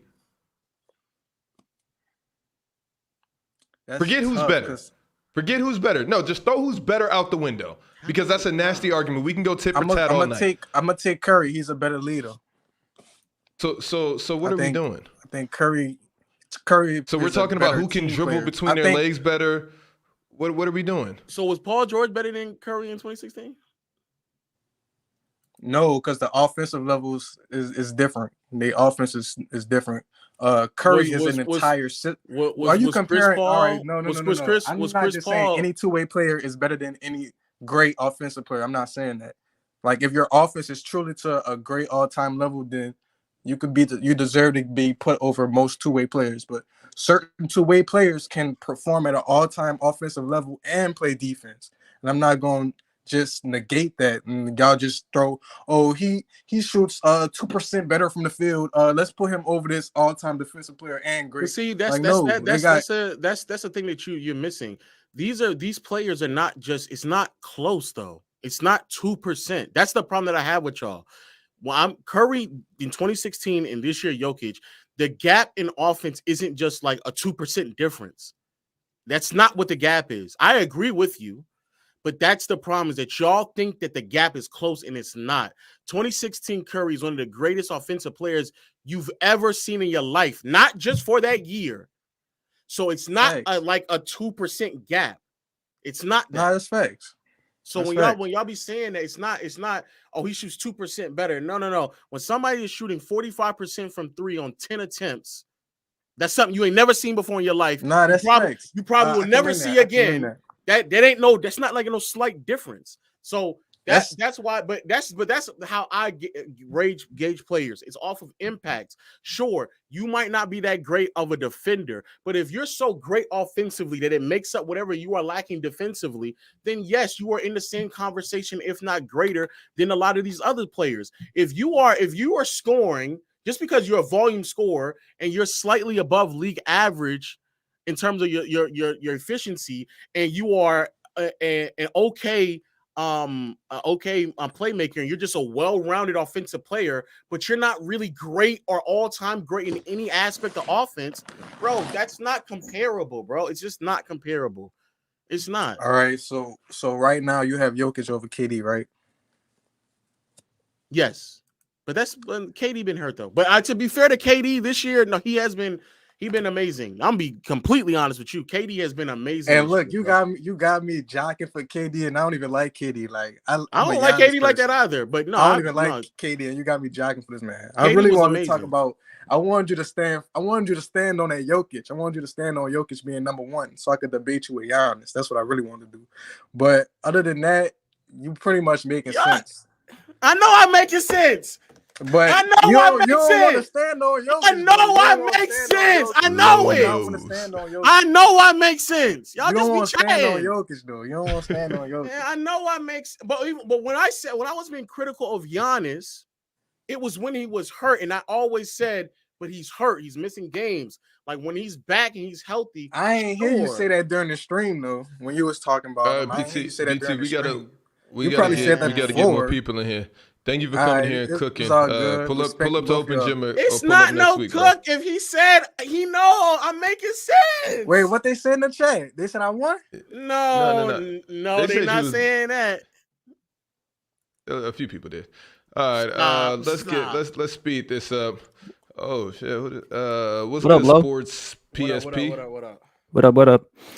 No, I'm not gonna be disrespectful to Lo today. I just wanted to ask Lo this question. Damn, my name is Shaq, top left. You can call me anything. Nice to see you, brother. I like your pod set up. Thank you. Want to ask y'all this question.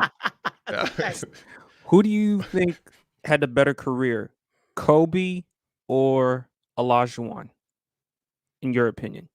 Better as in what? Like more accomplished or like performing better or what do you mean? Either way. Yeah, better accomplished either way. I'll say Kobe. Just all around play, what he accomplished, how long he did it for, the consistency of the winning. I would say Kobe.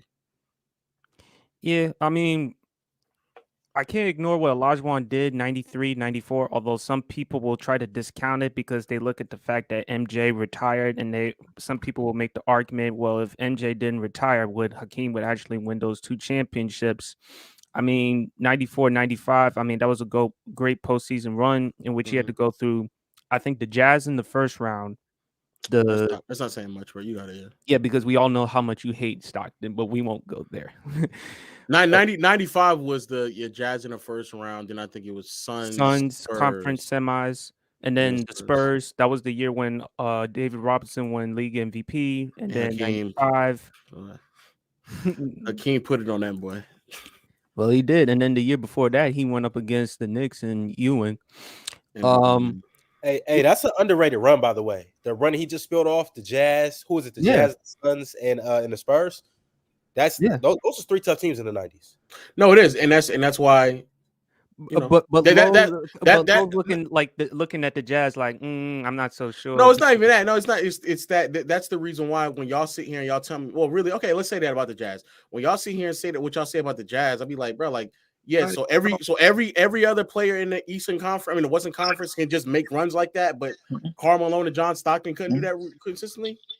I just be looking at that like that. But the problem with Hakeem is like what you just said. It's just 2 years. It's the same. It's the same 2 years. So if we talk about careers, brother McKissick, Leaf, you good? Oh shit! I didn't even know I was on. My bad. I was sending a message. What up, dog? What's going on, bro? So let me say this. Why were you saying my last name? What was going on? Nah, I was, bro. Oh man, you explain yourself.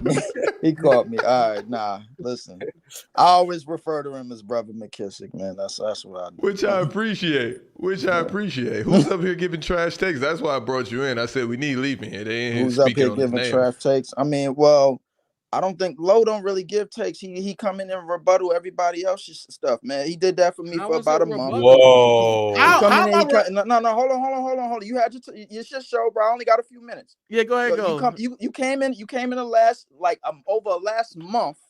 Every Friday, almost every Friday, bro. Every time I start talking, here come Lowe come in and be like, nah, that's not true. That's not true.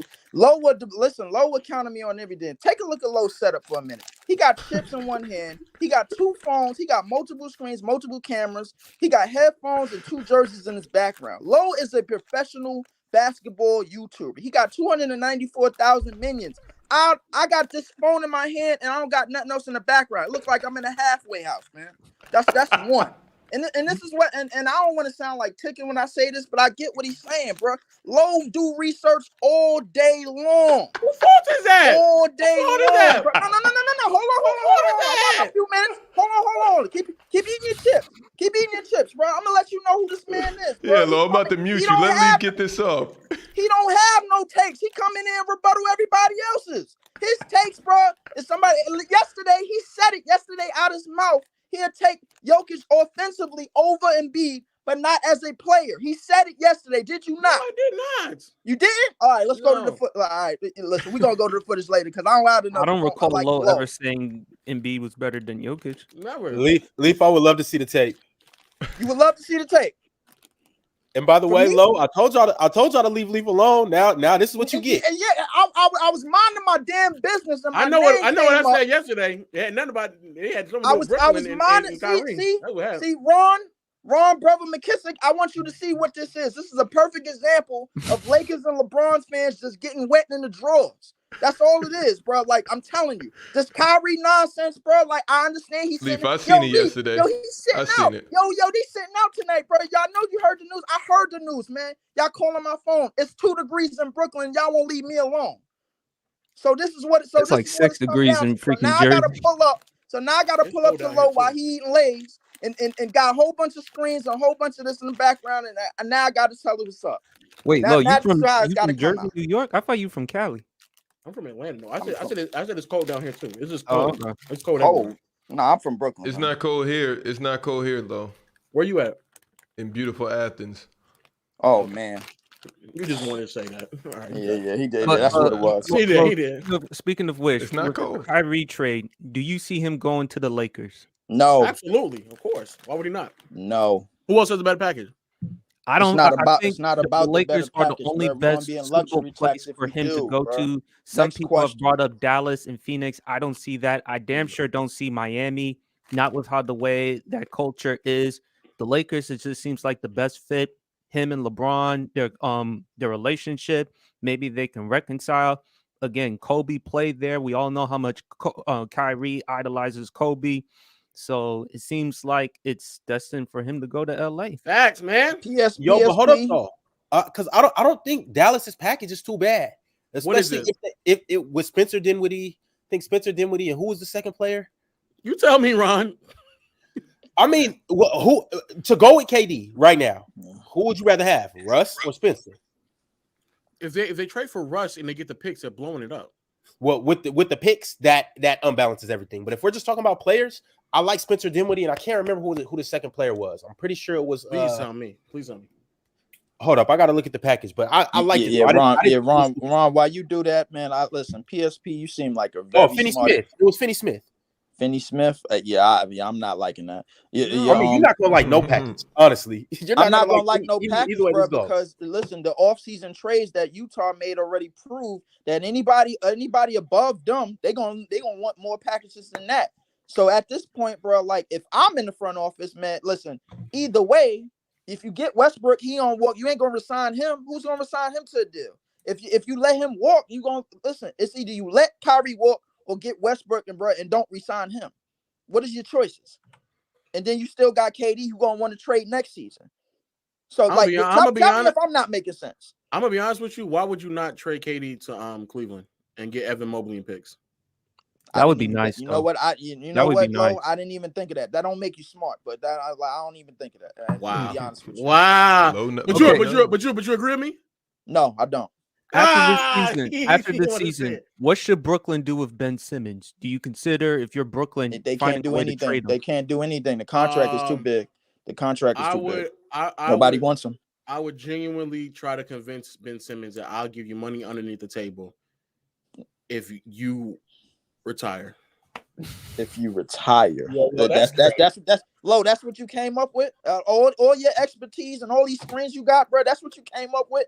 Actually, I would give him money on the table if he allows us to just waive him and stretch his contract out, or amnesty him, one of the two, or restructure. The amnesty ain't gonna work because no restructuring. Ben Simmons is not. Ain't no restructuring. Ben Simmons, boy. Ben Simmons. I don't even want to really get in my Ben Simmons bag, but Ben Simmons is like. But Ben Simmons might be on the worst contract. Outside of John Wall, one of the worst contracts ever. To me. I actually think it's the worst. I actually think it's the worst contract I've ever seen in my life. That is the worst contract. Simmons or Wall? No, Ben Simmons is the worst contract I've ever seen. No, it ain't. No, it ain't. Low. Jim McIlvain, bro, in the 90s, they gave him a bag, bro, after they got rid of Sean Kemp. From the Seattle Supersonics. He stole money, bro. Fair enough. He robbed the league with a sport, bro. Like, I ain't gonna lie to you. Fair enough. I'm not brother, too familiar brother McKissick, you should know something about that, bro. Like, you remember the Sean Kemp trade? When they got rid of Sean Kemp after '97? No, that's Ron knowing about that. Ron's a Seattle guy through and through. Oh yeah, Ron is the Seattle. Yeah. I'm Pacers. Yo, Pacers? chat. No. Chat. Oh my God. Jesus. I grew up in Indy. Please stop. Yo, chat. Evan Mobley and Kevin Love. Kevin Love is coming off the books. He expiring contract, and you get Evan Mobley, and you get a bunch of draft picks to go alongside with that. I'm not even sure Cleveland want to even come up off that. To be honest with you, bro. Like, if we gotta get these, other people up here. Hey, thanks, brother Leaf, man. Next time, you know what I'm gonna do? I'm gonna do a magic trick. Next time somebody challenge me, I'm gonna put my hands up so y'all know I'm not on the. You got your hands up already. I'm just shooting at you. That's no. I'm gonna put my hands up so y'all know I'm not like. I didn't even know I was in here. Y'all caught me off guard. I thought I was gonna be next man up. Oh, I was waiting to get my alone time, and I was waiting to lazy your ass down, man. Pardon my language. All right, we gotta wait for open gym on Friday. Yo, PSP. Yes. What's good, bro? Do you actually have smoke for Low? No. I mean, look, the you only agree with me, right? Yeah, just For the shout your most part, podcast yes. out. Only thing I disagree with you is Stockton. But we respectfully disagree. I'm in a good mood. It's Saturday. I just want to enjoy the rest of my day watching some college basketball. That's about it. But I think, like I said, Kyrie should go to the Lakers. I think that's the only team that's willing to take him. Now, he's going to be a free agent this summer. So the Lakers, do you want to give him the max? Because Brooklyn, Kyrie, the only reason why Kyrie demanded the trade, because if I'm not mistaken, he wanted a long-term contract. Brooklyn was like, no, let's see how the season plays out based on your availability and your production and make sure that there's no drama. Kyrie, we all know he got suspended, but if you're the Lakers and if he plays well enough to get to the playoffs, I think the Lakers, at best, they can make the play-in. Would you consider giving him the max? Yeah, I have no problem with it. Also, Westbrook is now playing, and also in terms of like what they're asking for, if I'm not mistaken, they don't mind giving Kyrie the max. It's coming with a bunch of contingencies. He has to win the finals for there to be bonus or some form of postseason success. For there to be a bonus. Yeah, they're just incentives. So I think that's what he's upset about. Like he feels like I should just get this regardless. But that's really all it comes down to. But yeah, we agree on a lot of things, man. You know. PSP, you got a YouTube channel or yes? Anything you want to shout out? PSP. I just did the video on Kyrie, why he should be traded to the Lakers. Next Friday, I'll do my Super Bowl prediction between the Chiefs and Eagles. So just check it out, man.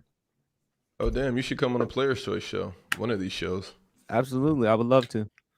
All right, man. Don't get up there with Dub. Yeah, find us on IG. I'll pull some strings and make it happen, bro. Thank you for tapping in. Will do, y'all. Y'all take it easy. All right, bro. I like a nigga with a nice podcast setup. What up, Lo? Can you guys hear me? Yeah, we hear you. All right, cool. Awesome. I was gonna say a couple things. I think the reason why people don't disagree with you so often is because of the way you also say your takes. Like if you look comparatively to how, like, not only that your takes like you know they're thought through and that you take time to actually get to that, but like it's also like you don't say it with vitriol. You see someone like somebody else might like be like more angry or like more.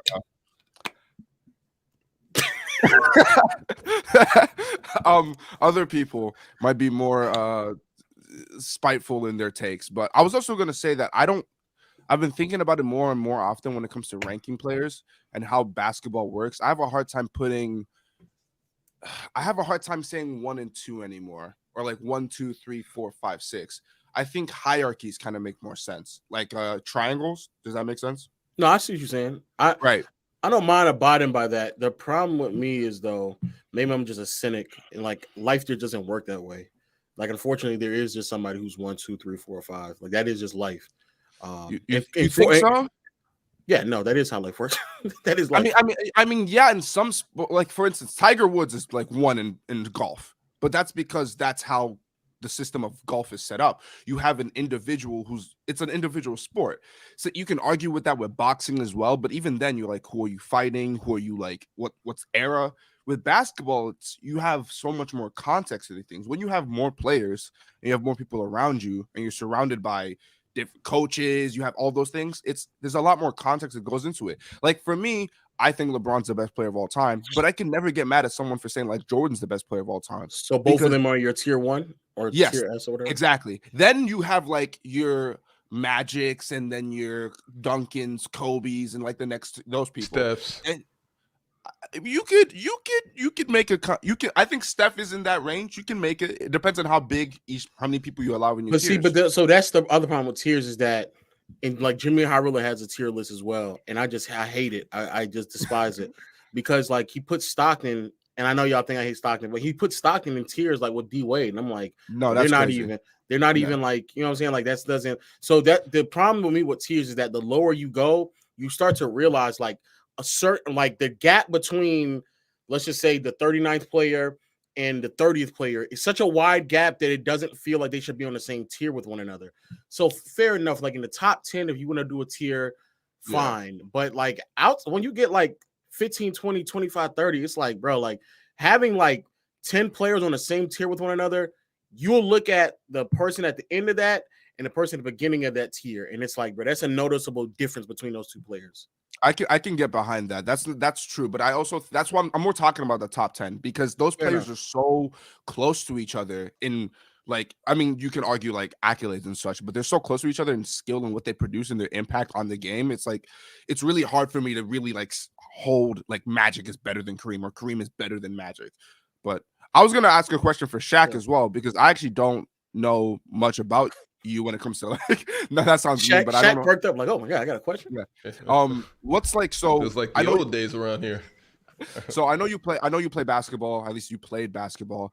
What's your take on like what's your top 10 list of like player, I guess your tier or whatever, your players that you like, and what do you look for in play? Like what is your criteria for like, okay, this is a good player, this is a better player, or this is a worse player? Well, damn, it's been a while since I made a top 10 list. The last one broke TikTok many years ago. But nowadays it's mainly eye test and what you did. Like I hold Kobe in high regards, Bron, MJ, Steph, all those guys are Shaq. I like championships only because now the goalpost keeps getting moved with statistics. So it's nothing to go off. Everybody that's killing these days, you just say, oh, they were more efficient than players from the past. And then the guys from the past, they don't really matter anymore because, oh, they were playing against plumbers. So it's just no clear barometer other than winning. Do you not think that's important though? Because in any other thing in history, stats, not stats, but like saying like, oh, they played against plumbers or like contextualizing situations. Because would you expect like the U.S. Army today to go and destroy Alexander the Great's army? No, yes or but no? but that's not the thing, because of course a Boeing 747 from today is much better than one from 40 years ago. I get that. But at that time you were like, damn, whoa, oh my God, it's an airplane that can fly. This piece of metal is flying. So for you to try to compare it to 40 years later is just insane. Like when Dub says, oh, because this one guy is so much kill better than the other. I don't agree with It's this just logic evolution. though. I don't agree with this logic either. I don't agree y'all with know I y'all. don't agree with this bullshit. Yeah, It's just different rules. It's so much that has changed. Of course, and I agree with that. I'm not saying that I'm not saying like, wow, the players, like I know some people think something like, oh, the players in the 70s would like not even make it into the NBA. I'm not saying that. I'm saying that, do you not believe players have gotten better? Of course, 1,000%. Like the evolution. The bear, right, exactly. But you can't compare what a guy did in the 70s against other guys that were also in the 70s. It wasn't like it was like they were playing against guys from the 50s or playing for guys against the 80s or 90s. They were playing against the talent that was there in that pool. But that's how I do it though, Shaq. So you agree with me? No. I'm not saying you. I'm just saying because he asked me. But you do agree with me. But I mean, it's like if you want to bring a guy into the future, you have to also assume that he was born in today's age and he has all the same gizmos is there and any gadgets. purpose? Is there any purpose in comparing? Is there any purpose in comparing like a Charles Barkley to like a Joel Embiid or anything? Or well, you know what I mean. Is there any purpose in comparing? I mean, when you get into things, I mean, how do you want to compare? Because I mean, he was an undersized force, so we can't bring Charles into this era. Well, we actually could bring Charles into this era, and he probably would do really well, actually. But you got to give him a jump shot, something, because he would have one. Darkin, what's up? This is why I don't feel what you're saying right now. And why you're just clearly saying that the past players are better than or I worse did not. than Whoa! Don't misconstrue me. Don't ticket me right now. Don't ticket me right now. I didn't say that shit. So what are you saying? Are you saying that today's players are better than that players have gotten better? That's what you said. Yes, the bare minimum player, like you're thinking about kids who are born playing AAU. They come out the womb and they're fucking hitting crossovers versus someone they're better. Who the base players are clearly better. I'm not saying that like all-time greats are consistent in all generations. That's the thing. I think if Wilt put Wilt now, I think he'd be decent. I think he'd be pretty good. I don't know how good he would be because I don't know enough about him, or like I don't know the contextual situations that would go into Wilt. Would he be a Victor Wembanyama, or would he be more of like a new age Shaq? I don't know. But I'm saying like the role players in the fucking 60s, in my opinion, probably don't make it to the NBA now. I'll give you that. If we're talking about role players and bench players and stuff like that, I mean, that's a player's choice argument. That shouldn't even really be talked about. That's a player's choice argument. I guess so. But what were you saying, Ron? Was that where we going with that? No, I was just gonna say, like, if that's the case, if you do believe the players nowadays are so much better than in the 2000s, in the 90s, and the 80s, I believe I can easily take the top 5 in the 80s, the top 5 in the 90s, and the top 5 in the 2000s, and they will be miles better than the top 5 players today. You think not Miles, so? but The not top, Miles, wait, but the top 5 they in would the compete. 80s versus now? The top 5 in the 80s would beat the top 5 players today, right now. Who are the top 5 players in the 80s? Like playing right now, or are you just Who's saying today? Who's the top 5 today? Because this is by Ron, it's apparently it's LeBron. Absolutely. In the last month, LeBron is playing like a top 5 player. So LeBron, Steph, KD, Jokic, Giannis. And Giannis. That's a tough 5. And I'm about to say, who's in the 80s? 80s? Who's in the 80s? That's a tough 5. I mean, the 80s, it's obviously going to be Magic, Okay. Bird, Okay. Kareem, Okay. and then I'm gonna say, who do I want to go with the 4? I'll probably let's get Jordan out the way with. Go ahead and let's stop being nasty. So you put a young Jordan. Okay. You're putting young Jordan. Okay.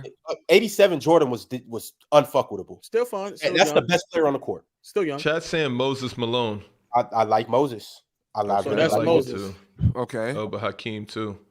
You could put Hakeem, but do you think that holds Hakeem up more in 90s. every? Do you think that holds up in every category as well? Do you think that still goes for the 70s, or do you think that goes for It like? definitely does not. It definitely does not go for the At the 70s. 70s, it's Kareem, and then yeah. I mean, Well, but why do gonna we drop even want to off- compare people from the 70s to the NBA and then go even a step further and say, oh, they wouldn't be able to play in today's NBA? Is that to make the guys from today feel better? No, but I about wouldn't say themselves? that. I wouldn't say that they couldn't play today. Ron's take was that if you took the best players of each era, they're going to be better than today's era. And I personally believe, this is my actual hold, that Wait, is that what you said, Ron? Yeah, he said that. Yeah. You think you take the players in every other era, they'll be better than it right now? Yeah. I just gave you the 80s. And Ron, I that think is- that 80s Ron, no, stop. Nasty. Ron. That's nasty. Oh, today's 5 is better than that 5 in the 80s. Who? Name the Magic- 70s. Name the 70s. Name the 70s. No, not the 70s. No. No, you said every though. So name No, my 70s. bad, my bad. Wait. Oh, Name the okay, 90s. okay. Wait, name the 90s. We got a suspect 11 Name- through 30 though right now. Name the 90s. No, Name we the do 90s. not. No, we do not. It's a little suspect. No, It this is the deepest the league has been probably Yes. since the 80s. If we're being Yes. honest, I agree with that. Because I don't think the 90s Ron agrees. I don't Because think of the 90s social top media, 5. or what is the reasoning? What? Don't get me started on the. Social Don't get me media. started on the Social NBA right media? now. No. What? Don't get me started on. Don't get me started on the NBA right now. No, who are the top 5 players in the 90s? Go. James Ron. Harden isn't even an All-Star. What are we doing right And now? you don't agree with that. Name me the players on the All-Star with that. teams right now. Shaq, you No, don't I'm agree saying with James that. Harden should emphatically be on the All-Star team. So isn't that further When- proof that it's more deeper now? If No, he can't make because the All-Star? guys on the All-Star team is all because we got to uplift the league and bring the young guys on here. Name the guys on the All-Star It's team not. right The- now. The coach All right. put in Drew Holiday. What are we talking about? He put in Drew Holiday and DeMar DeRozan. Those are older players. Wait, no, Am I but bugging? Name Am the I rest of bugging? them. Name the rest of them. All right. Name them. is Start it- naming the guys that are just like, oh my God. Start naming them. Not young guys that could potentially turn into something because, okay, whatever. on the we got All-Star that. team right now? Tatum, Yes, Giannis, the All-Star Embiid. picks. Yeah, I'm about to say Tatum, Giannis. No, Embiid, outside of KD, the Kyrie. starters. Outside of the starters? Well, Embiid And wasn't Donovan a starter. Mitchell, who has all of a sudden been, but I mess with No him. way, But no way, Shaq. No, I mess This with is him. why I'm saying Shaq's I'm about to bigger. say, come Oh on, my Shaq. God. In I these mess top with player arguments, it's a lot of people that have Jason Tatum in their top 5. And Jason Tatum doesn't want to play the top anybody in the That's top because 10 in the that's 2000s. that's He because doesn't it's want a to play best team. anybody in the top 10 in the 90s, and he doesn't want to play anybody in the top 10 in the 80s. So I don't like. Tatum would be a top I- 10 player in the 90s. In What are we 90s talking for about? sure. I didn't The get the 90s rest of is these not All-Star that deep, teams. bro. I didn't get the rest of the rosters on these But All-Star teams. okay, but Embiid. I just heard it was just a cutoff. Name the players. I'm about to name them. Embiid Outside, okay, yep, my bad, Embiid my came bad, off my the bad. bench. Nasty. No, I'm just letting you know. That's to hey, prove hey, that the league is deep. Okay, you got Hey, that one. I'm just letting you know, dog. Embiid came That's off fine. the bench. D. Mitch came off the bench. If I'm not mistaken, what's my Booker? man out west? Booker didn't even make it. Oh, really? That's Booker even didn't make more it- of a that's Booker more of didn't a make it. bonus AD to our didn't No, make that's it. not. No, that's not. No, that's not. Y'all hate Booker. Don't try to make that for your argument. No, Y'all no, hate Booker. I Y'all do not hate Y'all Booker. Booker. No, First no, off, no. I don't. He ain't in none I'm- of y'all top 10s ever. Stop. Come on. Wait, Keep hold it up. Wait, but that's my point. If someone as good as That's not- Devin Booker cannot even No, make he's the just All-Star. he's a glorified scorer. And if he didn't have CP3 and that nice ass team over there, you guys would not respect D-Book. I do respect D-Book, but I'm not talking about D-Book. D-Book is nice as hell. I'm not talking about D-Book. Let's keep going. Let's talk about the fringe You're guys. Let's talk strawmanning about my argument. You're strawmanning my argument. That's not the point. That's not the point. The point is keep if naming the someone- players. Okay, Let me- so let me- go ahead. You have it looked up probably. Yeah, man. Let me get to them. All right. So Ja made it as a reserve. Shea, Dame, Simone. So Dame is Simone- an all-star starter in the 90s. Don't talk to me. Facts. And so is Shea. Man. Keep it at a bin. Shea, All right, that's a good one. This is going to turn into one argument that you guys are going to hate. No, let's You have it. don't Let's think do you it. don't think Dame would be a starter in the 90s? No. Huh? Why? Okay. In the West? Who? In the West? Who else? Who What else? do you mean? Who else? You know Name who's him. starting over Dame in Name the him. West? He's not starting over John Stockton. It's he's not starting over John Stockton. Do you especially- wait, check this out. Especially in the 90s. Why are we having this Hold on, I gotta argument? take the shot. I'm getting hot now. Especially in the 90s, where a point guard was actually valued. Where a point guard, the assists were actually no, valued. that's a good argument, Lo. That's a good argument. You're thinking on, of man. Dame right now, but the Ga- same way that you guys. but Gary Payton started and he wasn't getting a bunch of assists. So what are we saying? Wait, He was time a out. good Time out. defender. Time out. So we might as well just go ahead and say Dame is a better all-time player than John Stockton. Then what are we doing now? What? Wait, what does that have No. to do with making No, an all-star What's team? that, what's that to do Lo, with? No, this is Lo, what I'm who saying. do you I'm have looking at all the stat, time, they talking Dame about Ron or Nasty, John this, that, and the Stockton? third. How does Dame make it over John Stockton? I think Dame is more impactful to a team than John Stockton is, in my opinion. Oh, I don't know if he's Well, a better. what team I don't are know. we talking about here? The team that you currently live in. The If you time put right John now? Stockton, if you put John Stockton on No, the Portland I want Trailblazers you to right travel now, back where in are they? time. Where I are want they? you to You travel take back in prime time to the John 80s and Stockton. 90s and make this same argument. It's plenty of scores that never made the NBA because of what the NBA was. I know them because some of them trained me. Why I didn't make the NBA? Because I was a scorer. Bottom line, I didn't fit the NBA system. Bottom line. So you can't try to compare that time to now. That's why what Ron is saying is it's kind of valid. It's kind of valid, just a little bit. But what I'm saying is that GP didn't get that many assists and he was still starting. So I understand what Ron is saying. Like the I don't way think that he they starts over GP either. I also But- don't think. no, but Dame what I'm played saying the is you point saying guard that in the 90s. but you saying that they're heavily relying on like assists when like they literally put players in there who weren't like double-digit assist players in the starter. GP was actually who I was going to say first, but then I went to Stockton. I 'cause low key Stockton would is the have best point guard of the 90s. I low key would have respected that over Stockton. So. Yeah, but I also I'm taking GP over Stockton some of those years, but you got it. I also think And I'm not mad at that. You know where I'm from. Ron, just to like follow up on what you were saying though. So what does the All-Star team have to do with like the original statement of the top? Because you didn't name me the top 5 players of the 90s. Are you ready for that? Yeah, I'm ready for that. And now the 90s was a heavy big man era. So Okay. I mean, do you want me to give you the top 5 players, or do you want me to give you 1 through 5? Top 5 players. Top 5 players. Okay, Michael Jordan, right? No debate. Hakeem Olajuwon, no debate. Karl Malone, David Robinson, and then where do you want me to go with 5? You tell us. Shaquille O'Neal. All right, Shaq. Shaq. So, All right, let's wait. No. What's the next 5? The next 5? Yes. Got it. We're gonna go John Stockton. Okay. You have Charles John Stockton Barkley. at 6? You have John Stockton over Charles Barkley? No, he's just in there. He's saying You yeah, got- yeah. Like the Oh, next- yeah. My and bad, my then bad. Barkley, because Stockton is definitely not over Barkley, but yeah. Yeah. Okay. And then I'm gonna go Scottie Pippen. Okay. Go Reggie. And if you go Reggie, and that's where I'm just gonna have to stop. I'm gonna have to just stop, Wow. dog. Why? But wait, go. Wait, who's the next? Ron. Give me What's up? give me 2 more, Ron. We can go. I mean, Gary Payton can get thrown in there. I can go with Ron, you Patrick don't Ewing. have to stress Five this, Ron. In 30 years, Patrick they're going to Ewing. struggle to do this in this era too. We No, won't we're even hear. We not. won't even hear Devin Booker's name. We won't. They're gonna struggle as Bro, well. And no people are one gonna is say saying Devin Devin Booker's a Booker. top If 10 you say player. Devin Booker, I'm ending.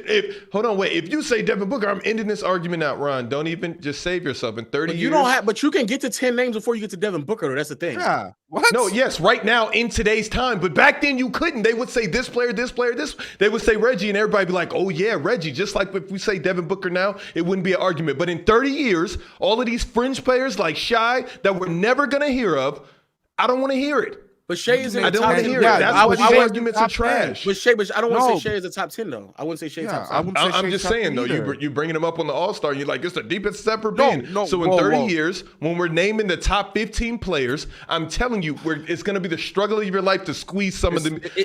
Westbrook, they're going to laugh at us. It won't be a struggle. I because definitely I'm won't not. bring Westbrook. It won't be a struggle because I'm not gonna straw man the argument. I didn't bring up the All Star. You guys brought up the All Stars. Also, yeah, being an All-Star and being top 10 are two different things. Yes. Two I entirely also different- agree.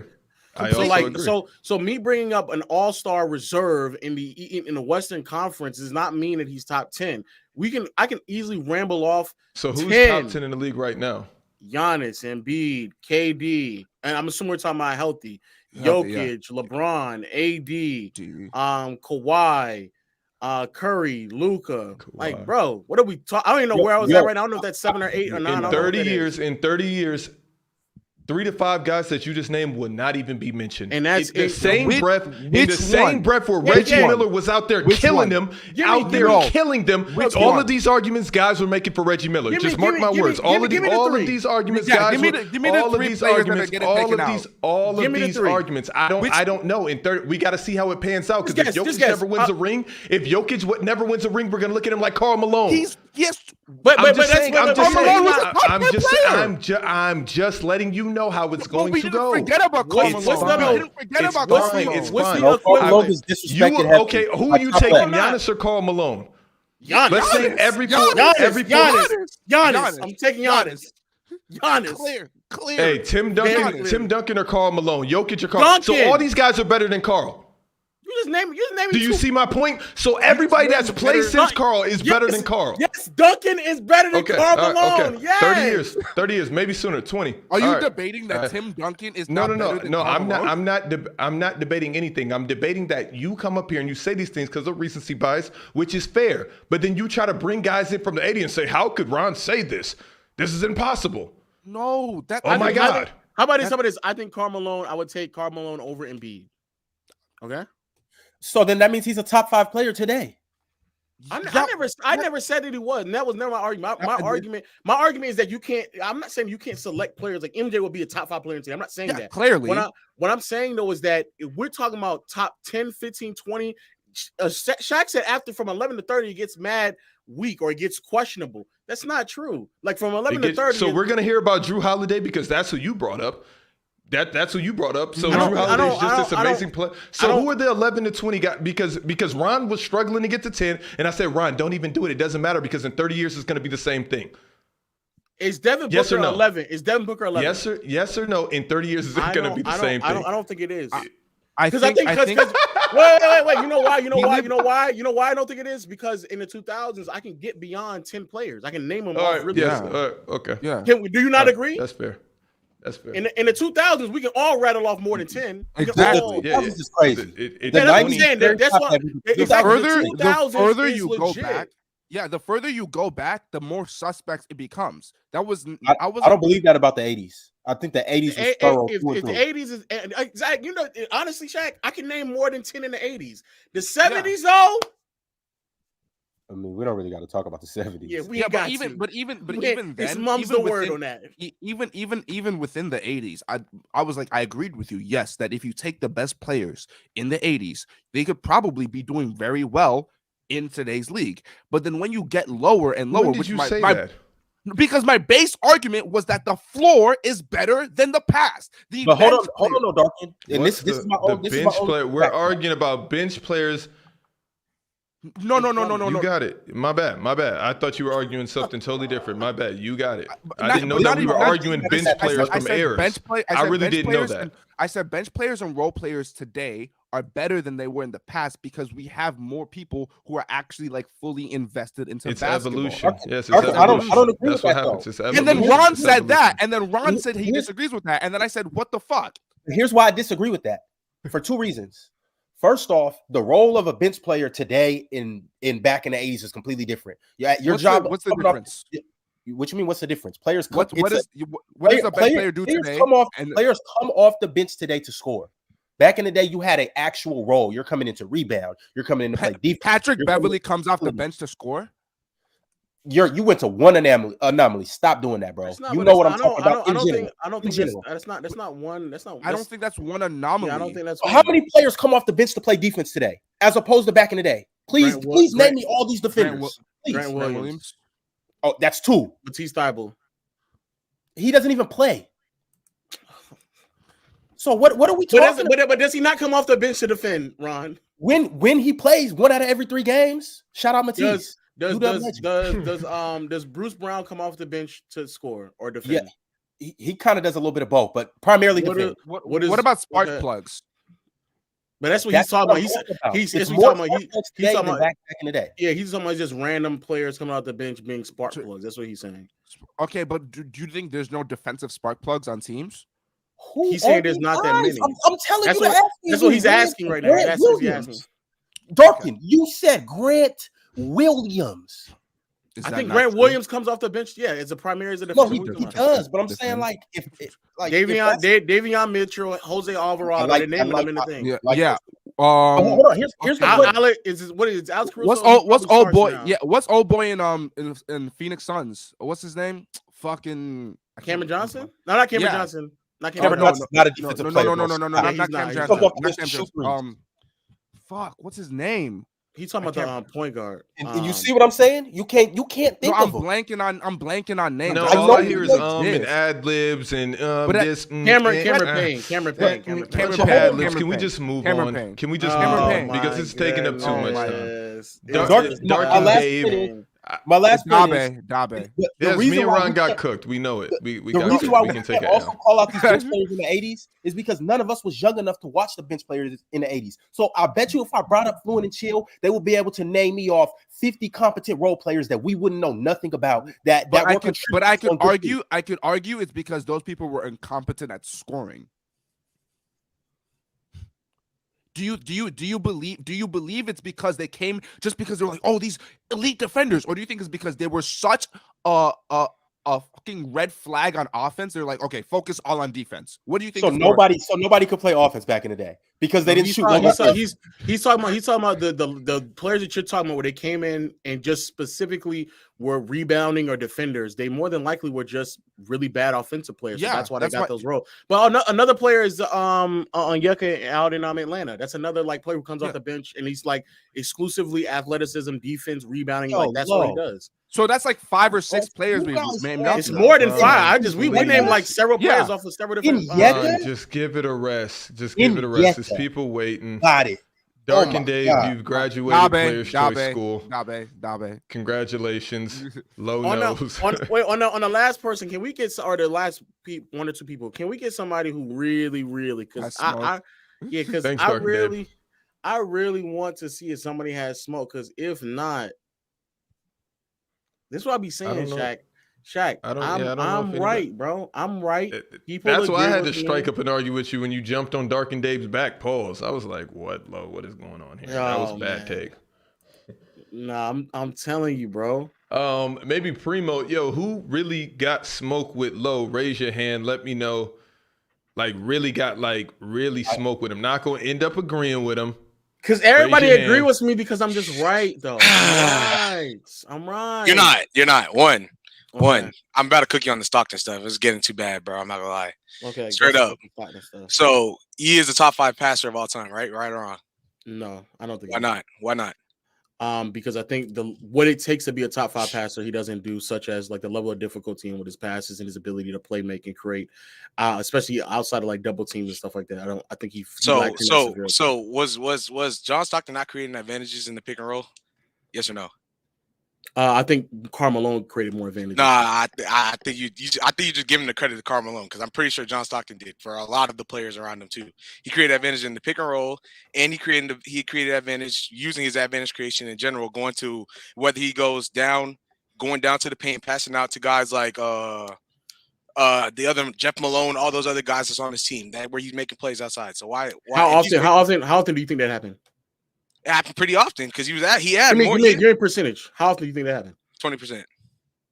Only 20% of the time. So what are we talking about? 20. I'm just giving you a random. All right, what do you want me to go? Like 70%. 70%. So that's what I'm saying. Like majority of players that I would consider top 5 passers were doing that way more often. Especially if we get into playmaking, he's without a doubt not in the top 5. He was without a doubt not playmaking like that. Why wasn't he? Because he was creating advantages for a lot of the teammates around him, including Karl Malone. And using the pick and roll, Karl Malone. How often do you think they ran pick and roll? How often do you think they ran it? They ran it the majority of the game. Incorrect. That's not incorrect. It depends. It depends. If you want to say later in the 90s, they definitely got more into it. Go watch the early 90s. It's a lot of post-ups. It's a lot of flares. There's a lot of pin-down screens. It's not that much pick and roll in the early 90s. In the late 80s, early 90s, even mid-90s, it's not that much pick and roll. It's more than what the rest of the league was doing. But to sit there and say they were doing it almost every possession, no, they were not. So you're telling me right now, John Stockton, whenever they would come and they would see Karl Malone set a pick, John Stockton go to the right of him, and Karl Malone diving down, he'll pass out using Karl Malone's presence and his presence as rim pressure going towards the rim. That was like him creating advantages and being I'm not saying he did. I'm not saying that didn't happen. I'm saying how often he did that occur? Did it a lot. That's what I'm trying to say. You said you watched the film. It happened a lot. Not nowhere near as close as players like Chris Paul, Magic Johnson, Steve Nash, Jason Kidd. Nowhere near close. Not even remotely close. Not even remotely close.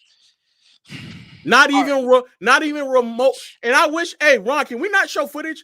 Not even because I'm really ready to just dispel this. We can pick a random game. We can type in John Stockton assist, and we'll look at the assist that he got. And I promise you, especially in the late 80s, early 90s, mid 90s, I promise you, it's nowhere near, not even remotely close.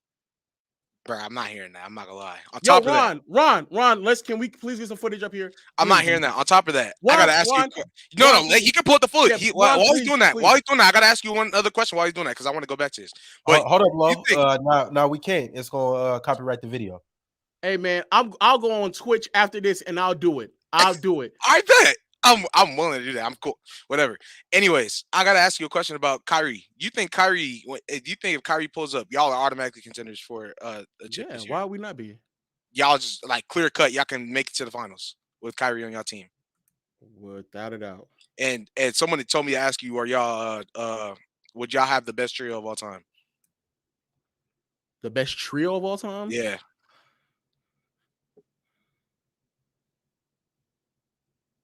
I don't know because I have to see what version of LeBron I continue to get. I have to see what version of LeBron I can continue to get when that trio happens. I got to see. But it would be up there. Without a doubt, it'd be up there. Okay, so if you say no, though, someone's going to call you fake woke. But I still want to get it. I'm going back to that John Stockton stuff because I'm not going to lie. The assist ratio of John Stockton being able to play make to all his teammates is kind of nasty how you're just not giving him credit for that. Especially on some of the difficult – just because the degree of difficulty may have not been as high as to your liking, it still was enough for him to be able to find and dish out to every single player on the court. So, But the problem is that I'm exclusively. I want to be clear here. I'm exclusively because we're definitely going on Twitch after this. I am exclusively talking about a style of playmaker and passer to where it has to be like literally you would have to be of a different ilk. You would have to. We're talking about the greatest of the greatest, not just like somebody who's like really, really, really great at. We're talking about the greatest of the greatest. Stockton is just not on par of a passer as these players. So this whole like he sets the tables, he gets the right passes, his assist turnover ratio is really nice. Those are all things that basically everybody else also provides. So we would have to be looking at the level of difficulty how frequently is his gravity, his ability to actually generate open looks. We would have to look at those things. So you don't think he had enough gravity to create open looks for his teammates? Nowhere near close to the same So he level. wasn't using his gravity. He wasn't creating the open looks for like guys like Mark Eaton, right? Nowhere near close to the same level as Magic Johnson, Steve Nash, even Larry Bird, Jokic, all of them, even all of them. Maybe not Magic, but Steve Nash, but he's still up there in the top 5. Like, what are we doing? Top 5 what? Top 5 passers of all time, and that bro is crazy. I'm not gonna lie, but top 5 passers of all time. But what I'm saying is that, I just don't think it's enough. I think there's 5 of the passers that just generated way more pressure on the defense, collapsed defenses, and kicked out to players and found open players or rolling players to the basket than Stockton did. I let everybody here after this, we're going to Twitch and I'm going to stream it. I promise you, it's not, bro. It's just not. I'm sorry that I'm about to ruin a lot of y'all's this lie that y'all be living with.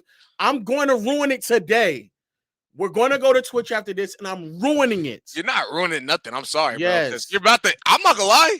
If you go to Twitch, and this is you're notorious for doing this. You go to Twitch and then go and bend the context, and we're gonna see all this. We're gonna see John Stockton manipulating defenses using more than just a pick and roll, but he's gonna be manipulating defenses, having guys come towards him, whether it be at the 3-point line, the mid range, or in the paint, and he's gonna be able to create for other guys, and everyone's gonna see that, and then you're gonna act like it didn't happen. How do you think about Rondo? Do you think Rondo's a great playmaker?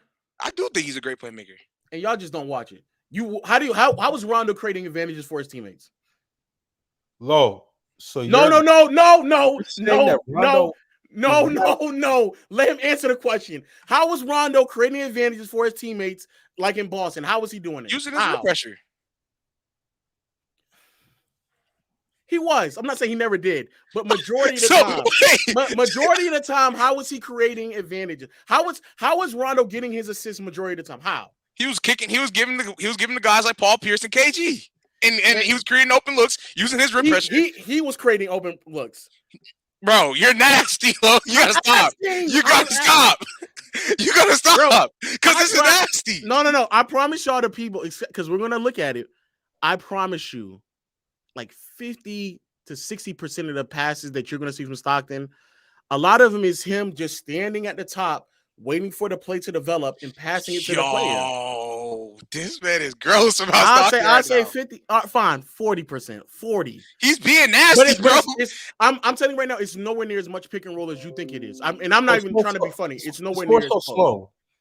Sloan is Sloan is the reason why Stockton has all those assists. That's what you're saying.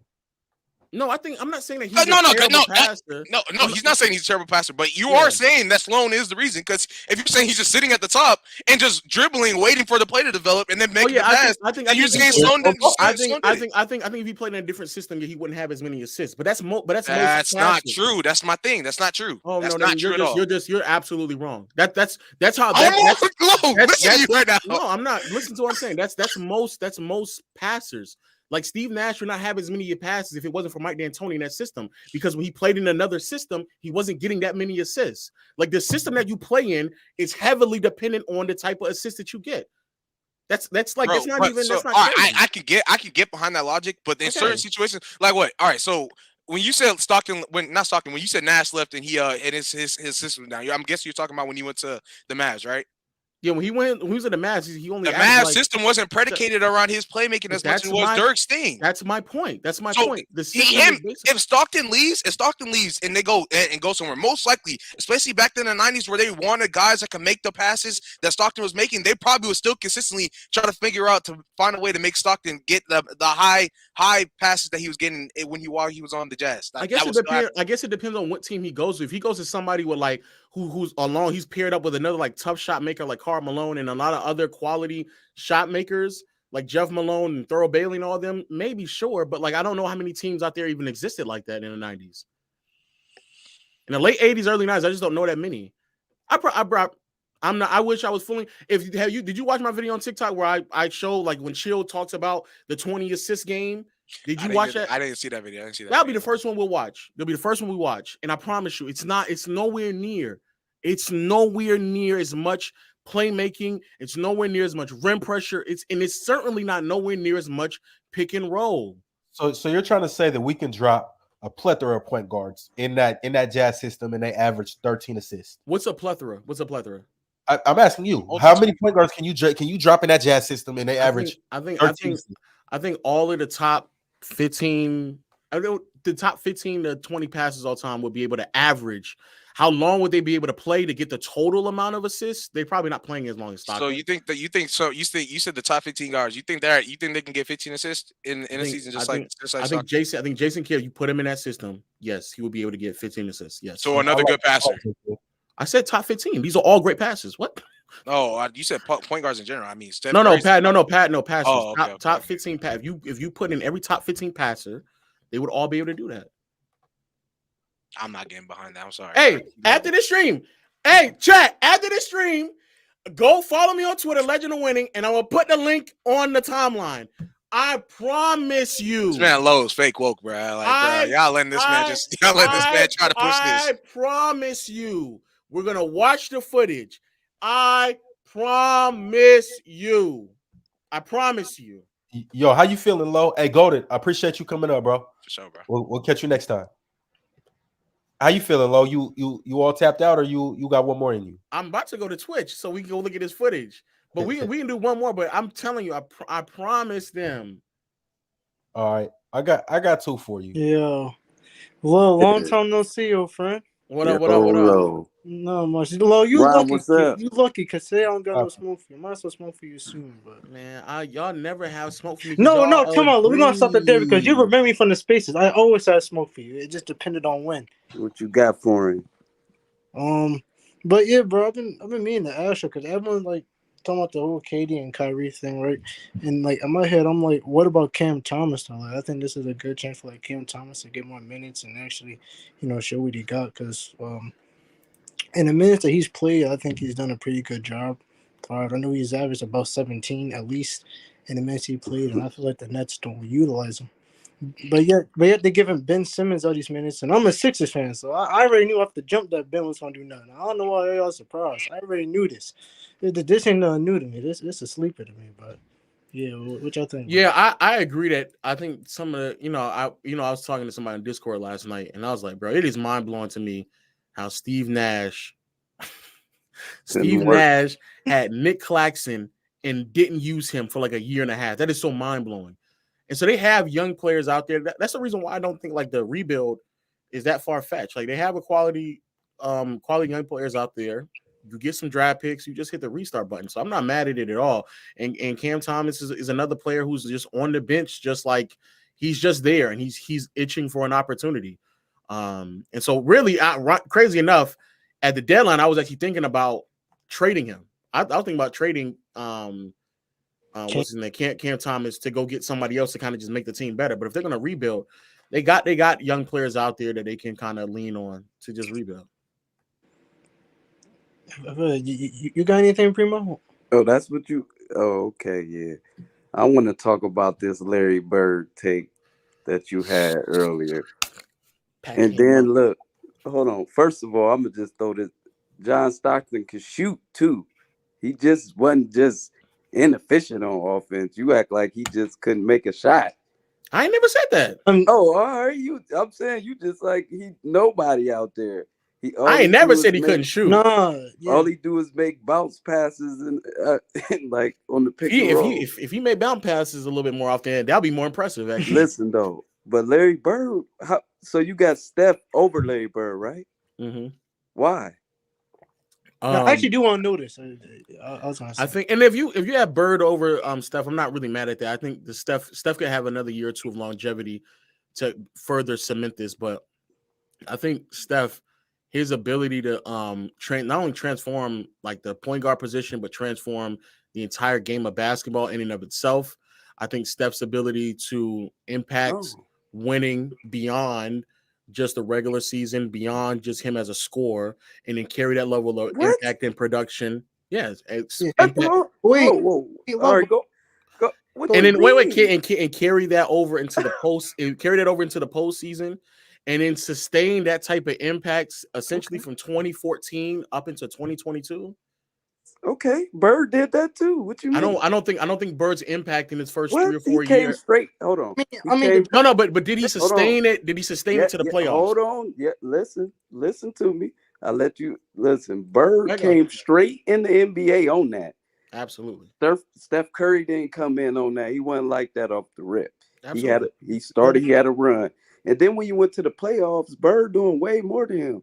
That year that you said was a drop-off, he averaged 21 and 14 boards and like 8 assists and 2 steals in the playoffs. He's never averaged 8 assists in the playoffs.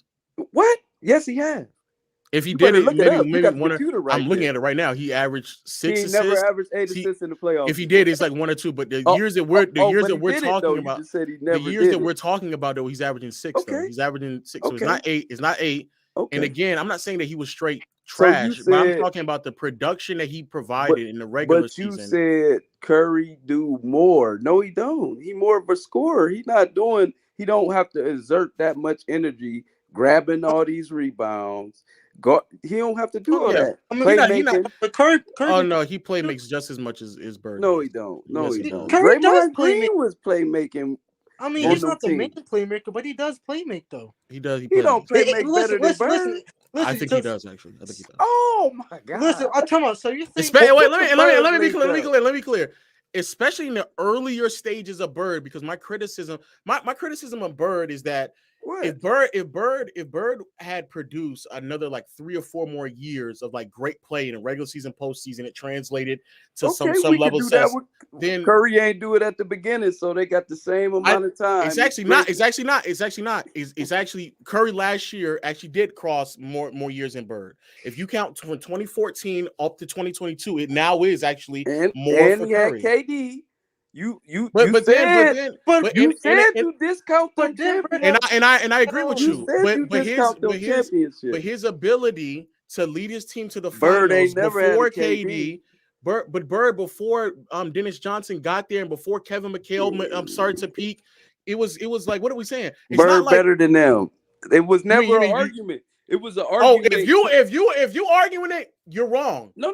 Curry, it was an argument that it should not have KD been. was better than Curry. It should not have been. It should never. It was, but it should never have been. It should never have been. It was, but it should. Hold on, Mo. Who was better? Curry was always better than Durant in those years. Always. It wasn't. People wasn't saying that, and those people were wrong. Was better in that first final series. So. But being better than somebody in 5 games does not mean that you're a better player than playoffs. them. And people can believe that. Curry was always better than that man. He was always more important than that man. He was always more impactful than that man. Even if you want to question it, over Durant, but what I was saying, and that's fair. Bird even if played, you want to, it was never no argument. I'm the second guy, and that's fair. But even if you want to question, well, I don't know. Maybe when he didn't win Finals MVP, when he didn't win Finals MVP, who knows then, right? But even if you want, Curry got one.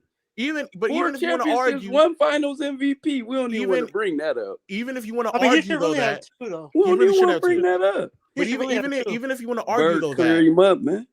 Even if you want to argue that though, in the years before KD still led him to success, Curry's production still carried over, and really outside of the 2016 Finals, for the most, Curry production did carry over. Right, which they lost. Yeah, which is fine. But I'm saying outside the 2016 Finals, throughout those from 2014 to 2016, his production is carrying over, his impact is carrying over, and the level of success is there as well. He lost the day. He lost but see that's my point. But that's my point though. Is that it's a mark on KD's legacy? It's a mark on. I'm not Curry. Saying it's not, but that's my problem. Stop. That's my problem though that we have here. My problem is that this argument is that KD came to say the day fine. So what did Dennis Johnson do, and what did Kevin McHale have to do for Larry Bird? So you compare Dennis Johnson. Stop. The difference is this. Stop. And scored more than him, averaged more rebounds. Yes, and Kevin McHale has series where he scored more than Larry Bird. seasons KD was over there. He was the better player on the He team. was not the better player. Statistically. But this is my point though. Bird won. No wait, let me say this real quick. Bird won a championship. In that postseason run, he was really good. He was great. He was not all-time great, and he got in the finals, and he had 3 straight games in a row where he couldn't score over 15 points. Okay. And they gave the finals MVP to someone else. Okay. Fine. That's cool. Even if He you got want to argue, teammates. So even what? and that's fine. But KD's a teammate as well. That's what fine. I'm saying. But wait, fine. After wait, listen though. If it's after a mark that, on KD, bro, listen to what I'm saying. I listen. After that, bro, Bird then went in the next postseason run. He dropped and he couldn't get past the Sixers. Bird then went to the next postseason run. He dropped and couldn't get past the Bucks. That was not happening to Curry. After Curry had a way better team. So wait, who KD. name me. So Is who KD had a better than team? Kevin McHale? Who had a better team? How many shots was Bird shooting, Stop. No. Who had a better talking team? A lot. You just Who had a better? talking Who to had a? everybody. Who had a better team last year? KD better than Kevin McHale? I would agree with you. I would agree with you if last year didn't happen. Who had a better team last year? Was there ever a time where Bird was performing at that level? Who had a better team? Who? Curry? That's 1 year. Who had a better team in 2015? Stop. In 2015, who had a better team? What you mean? Who had a better team? Who had a better team? Bird or Curry? Who had a better team? Was they? Man, come on, 2015. He don't want to answer. He don't want to answer.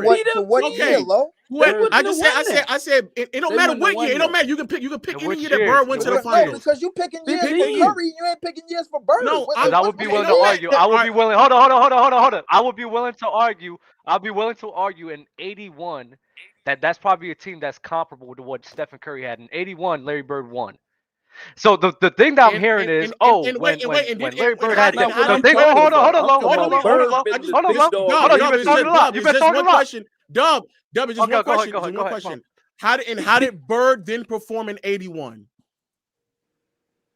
He didn't perform like the way he did later on, so but he still won. what? Correct? You gave first of all, number one. You gave credit for Stephen Curry outperforming what he did in the regular season 2014. That's a lie. He underperformed what he did in the regular season in 2014. Double check that. That's one. Two. I keep hearing. Oh, when Larry Bird had Dennis Johnson come in, he had his best performances. But then you refuse to acknowledge the fact that having Klay Thompson and Draymond Green there dramatically helps Stephen Curry and his game. So you can't just have it both ways, Lo. You could say Larry Bird did have help from Dennis Johnson, but then you're gonna refuse to neglect that help. We talk about we just argue about the impact. We just argue about the impact with Draymond Green and Klay Thompson. You just going to forget Draymond Green and Klay Thompson, what they brought to the game. Let me ask you one question. Why are you forgetting that? Like you, I'm gonna ask everybody. How many shots was Bird taking, bro? Was they arguing KD was the best player on that team when he was in that run? Yes, that was. Yes, come on, look. You can say that wasn't a conversation. Some of those. Wait, I'm gonna answer. They were saying KD was the best player in the league. I'm gonna answer real quick. Some of those years, Leaf, it's dropping like 6 to 8%. It's dropping 6 to 8% in percentage. Okay, and it's pretty heavy. It's pretty heavy. Oh, all right. So 6 to 8% in percentage, and all. So the rebounds and assists, they dropping too. No, the assists, maybe the rebounding is going up, but everything went up. No, the assists is either staying the same but slightly going down, and the scoring is going down, and the efficiency is going down. Up. Read the them all, efficiency is not going up. He said the efficiency is not, because he said the field goal percentage is dropping noticeably. It's dropping noticeably. So my thing is, it's like if the assists stayed the same, but the rebounds went up. If you go from 81, 82, 83 in the postseason, he's shooting 40. He averaged out 44, 45. Have we seen Curry underperforming in the playoffs before? In those same years, yes, I'm not saying he hasn't. I'm not saying in those same years, he's shooting 50%. All right, let me respond to everybody. me saying that Larry Bird is 11 does not mean that I'm taking away from his greatness. He's 11th greatest player I of all know, time. I know you ain't saying he ain't great. But you just said I'm taking away from his greatness. The problem I'm saying is that in turn, and then let me Dub's argument. In 2014, this is the difference from Curry in 2014 because he did drop. Without a doubt, he did drop. But the drop from Curry, I want to say, is like 2 to 3% from field goal, 3-point percentage, and free throw percent. Actually, I don't think there's a drop in free throw percentage. It's not. And then across the board, everything else is basically the same except for it drops in 1 point. That is not the same type of a drop. What about 2016? Relative. 6%. I know. I'm talking about relative from regular season to postseason. That's what I'm relative to the eras.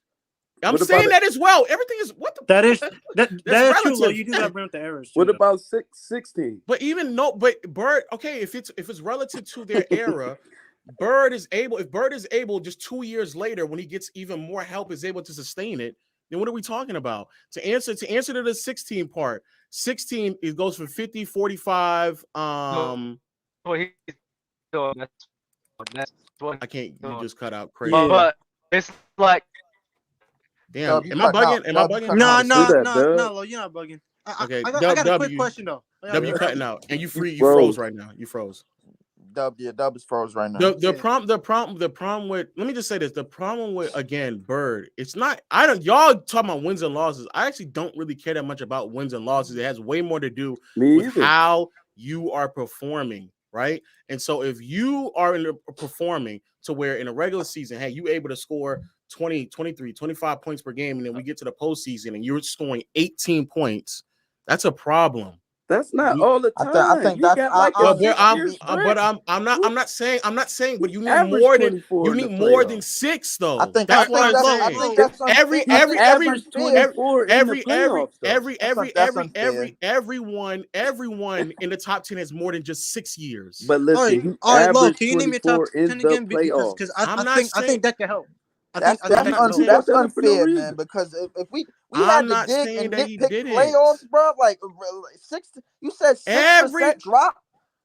That's not a nitpick. I don't know why you're acting like a 6% drop is a nitpick. That's not normal. That's not normal. It's not a nitpick. A 6%. That's not a nitpick, bro. I'm not even going to sit and be biased. That's not normal.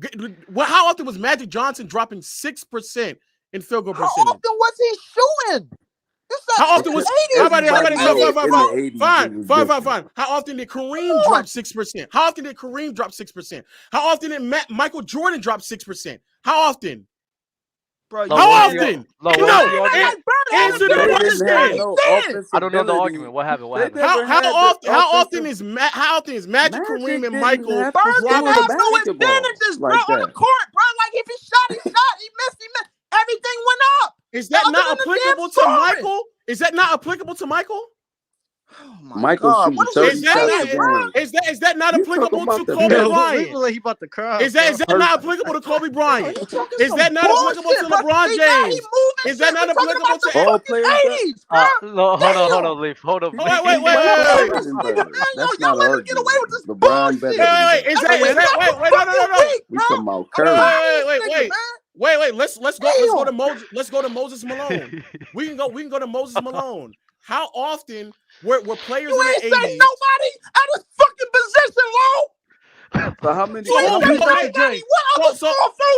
All right, so it got to be specific. What other way? You ain't give me Dr. J. You ain't give me nobody. All right, let's see. All right, let's go. All right, Julius Randle. Let's go, Julius Randle. All right, Julius Randle from 77. He been playing the 80s. No. Use Dr. J. What you just said Julius Irving. Which one you want me to use, Leaf? Because you just said Julius Randle by accident. I'm not Randle. Excuse me. Randle definitely talking about Julius Irving. Julius Irving. Julius Irving. Wait, listen. Julius Irving. Look at Lowe. From 77, from 83. He went from 51%. Listen. I'm trying to tell you. I'm trying to argue with him, but I can't hear what he's saying because you keep going. Yeah, exactly. So I'm giving you now another player in that era who played the exact same position, Julius Irving. Julius Irving from 77 to 83 went from 51% in the regular season to 49% in the playoffs. It's not normal to drop 6%, bro. It don't matter So what that got to do with era. it? So how many finals MVPs Bird got? 2. How many Curry got? 1. How many MVPs Bird got? 3. How many Curry got? 2. Oh man, that's what I'm saying. So let's finish it. How many MVPs does Kobe have? Let's get the No. I answered your questions. I think Bird better than Kobe. No. How many? You arguing with the wrong person? This is a Bird. Wait, Burden stop. Dub telling me arguing with the wrong person about that. So you got Kobe outside of your top 10? You got Kobe outside of your top 10? No. Okay, so the point I'm making is that we can clearly assess players without just dumbing it down to how many MVPs and finals MVPs do you have? Because Kobe only has 1 regular season MVP then we and go 2 to finals legendary MVPs, performances. and we would all still put him in the top 10. Okay. So you How many sit here legendary saying how many legendary performances did Curry have? Curry got in the finals. Whole last year. In the finals. Last year's Bird final. got many. 2021. Bird got many. Last year in the finals. In the playoffs, period. Last year in the finals, 2015 in the finals, in 2017, 2018 in the finals, he also played amazing. What was legendary about it though? It wasn't nobody replay that shit. Let's like, see. So it got to have replay value for you to be in the top 10. Okay. Hey, got the block. Primo, my only problem with you is that you said Curry don't play make. I don't know how you watch it. So you're going off of highlights right now. No, I'm going off of it's moments that define in moments. Yes. You're making an argument off of moments, and you got mad at me because I talked about an entire postseason run. Yeah, because Larry Bird got plenty postseason run. Name me the moments for Bird. Name me the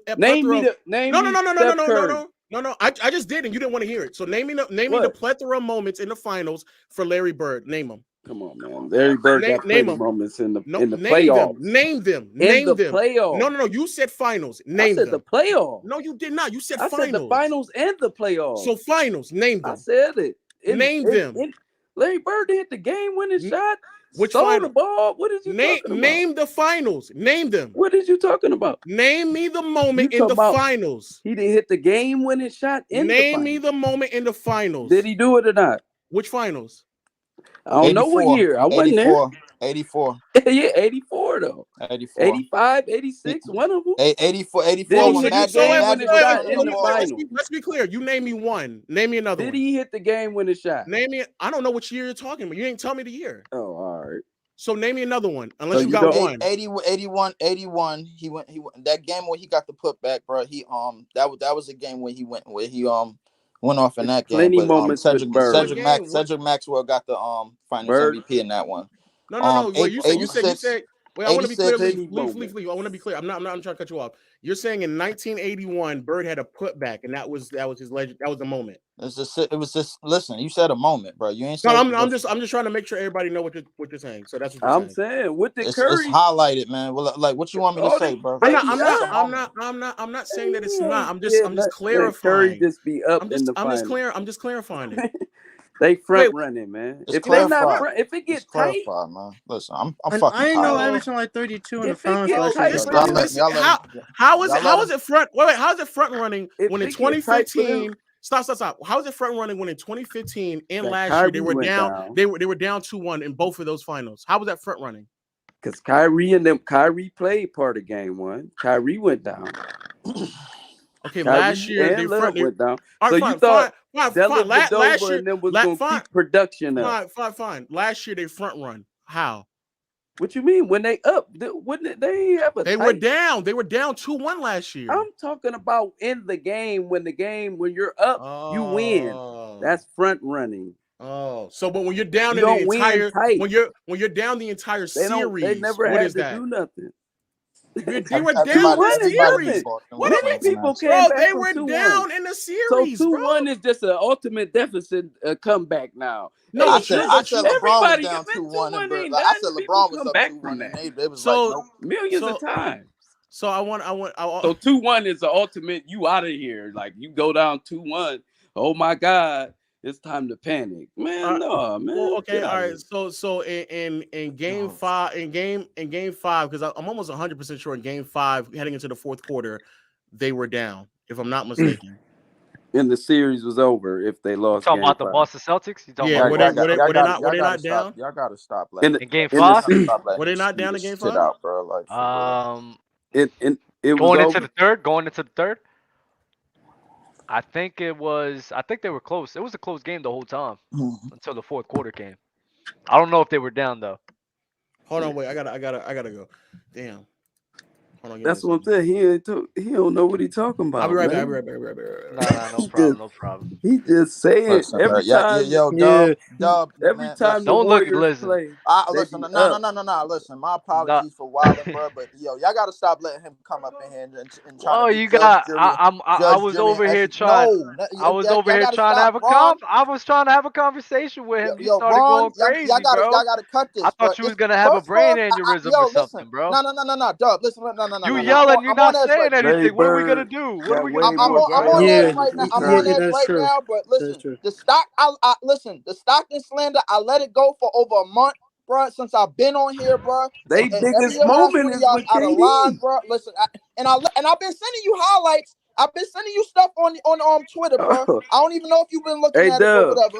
In the But Warriors run, what's their biggest highlight? KD hitting the shot over LeBron James. thank I you. thought it That's was. it. I thought it was Game 6 Clay. I'm not gonna hold you. I thought it was Man, always Game 6 no. Clay as the Everybody talk highlight. about KD hitting that shot over LeBron. But moment, just I agree curious, with though. Low. You I really agree don't with think Low Curry though. play make though, Primo? I agree with Low Huh? though. Like we can't define players just because of just moments though. That doesn't just make No, them a but he better great player. But we too, can't. though. But the thing is, we can't define players, but just because of their percentages drop neither. We know for a fact that Bird is a elite passer, way miles better than Curry. Elite Wait, we could defender, define better players. defender, better than Curry. Better What I was gonna add, rebounder. what I wanted to ask Low is there's only 2 times where Better he dropped. everything. There's only 2 times where he dropped that much in the playoffs, and that was in 80. There we go. Low's back, so we can ask him. He's a better everything. Low. But Yo, Next, I'm back. shooter. So let's. What I think that you're doing, which is I think is kind of wrong, is you're highlighting the 2 years in Larry Bird's career where he dropped that dramatically in 82 and 83, but then like Get the dismissing other every 6. 81 he didn't drop. 81 he actually rose. He didn't drop. Let me double check that. Yeah, He averaged 14 boards. yeah, 81 he Yeah. actually rose. So it was Like, only what he 82 and 83 14 where he. rebounds, It was bro, only and he 81 and couldn't. He could 82. barely dunk. It was Come only on, 82 bro. and 83 where he dropped, right? Fair enough. So I see what you're saying now. yeah. So when we sit here and look at the whole totality of Larry Bird's career compared to Stephen Curry's, those Whoa. points for 82 and 83, I could understand those for points of, as a knock against him. I could get that. But for Stephen Curry as well, and when we compare them to each other, I think the good far supersedes the bad. Like in 84, Larry Bird, I know Larry Bird was going bananas in the finals. I don't remember the stats, but 84 is going bananas. And in 86 in the finals, even though Kevin McHale was going crazy, I mean, Larry Bird was damn near averaging a triple-double in that series. Yeah. So when I sit here and compare the two, Stephen Curry never had anything close to that. Like, He never averaged a triple double in the finals. When he had Kevin Durant right next to him, I believe that was in And 2018, didn't correct? get the MVP. And so I'm gonna ask you the same question: well, who's a better team, that Golden State Warriors team with Kevin Durant, or that Boston Celtics team Exactly. with Kevin McHale? I think we will all sit here and say the Golden State Warriors, correct? And that's fine. But Yeah. my point is that after KD left, do you think Klay Thompson was the same last year than he was post? Like, No, he wasn't. Do you think No, he Draymond? wasn't. Do you think Draymond was the same player No, before? let me ask you a question. Do you think? Wait, no. Wait. Do you think Draymond was the same player last year? Yeah. Than what he normally is. Compared to how you was talking about him yesterday, I think he was. Yes. Hold on, Leaf. Hold on. Defensively, I think Draymond always had that, but offensively, he did drop. But then you're not including the other pieces that they added, like Andrew Wiggins. Andrew Wiggins was phenomenal for them.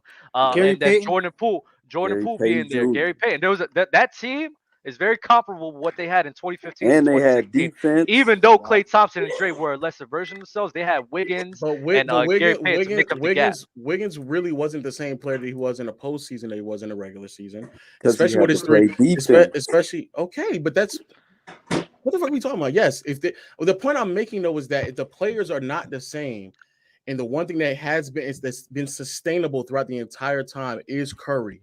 So regardless if it's the drop off, I got Curry in my 10 though. So, but that's my point. My problem, I guess, it's more so my problem with Bird is that Bird, he won a championship. You're right. In that first one, not so much of a drop off in the whole postseason, but there was a drop off, if I'm not mistaken, in the second to last in the last rounds. Yeah, there was. But even then, when Stephen Curry won in 2015, we all remember what happened in the finals. He did not play this outward that we thought he was gonna play. He took Game 6. It took him 6 games to beat LeBron James without Kyrie and Kevin Love.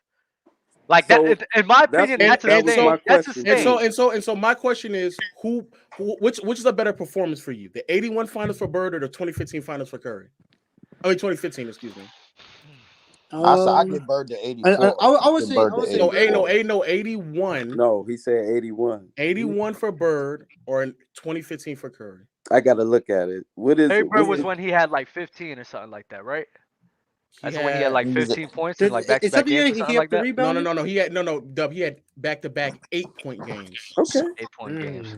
Okay. I would still lean more. I would lean a bit more towards Larry Bird because of the rebounding, he provided and the passing that he provided as well. I don't think Stephen Curry provided the passing like Larry Bird did. We're just going to agree to disagree because I think Curry played better than. I think Bird filled again. Who did the Celtics play?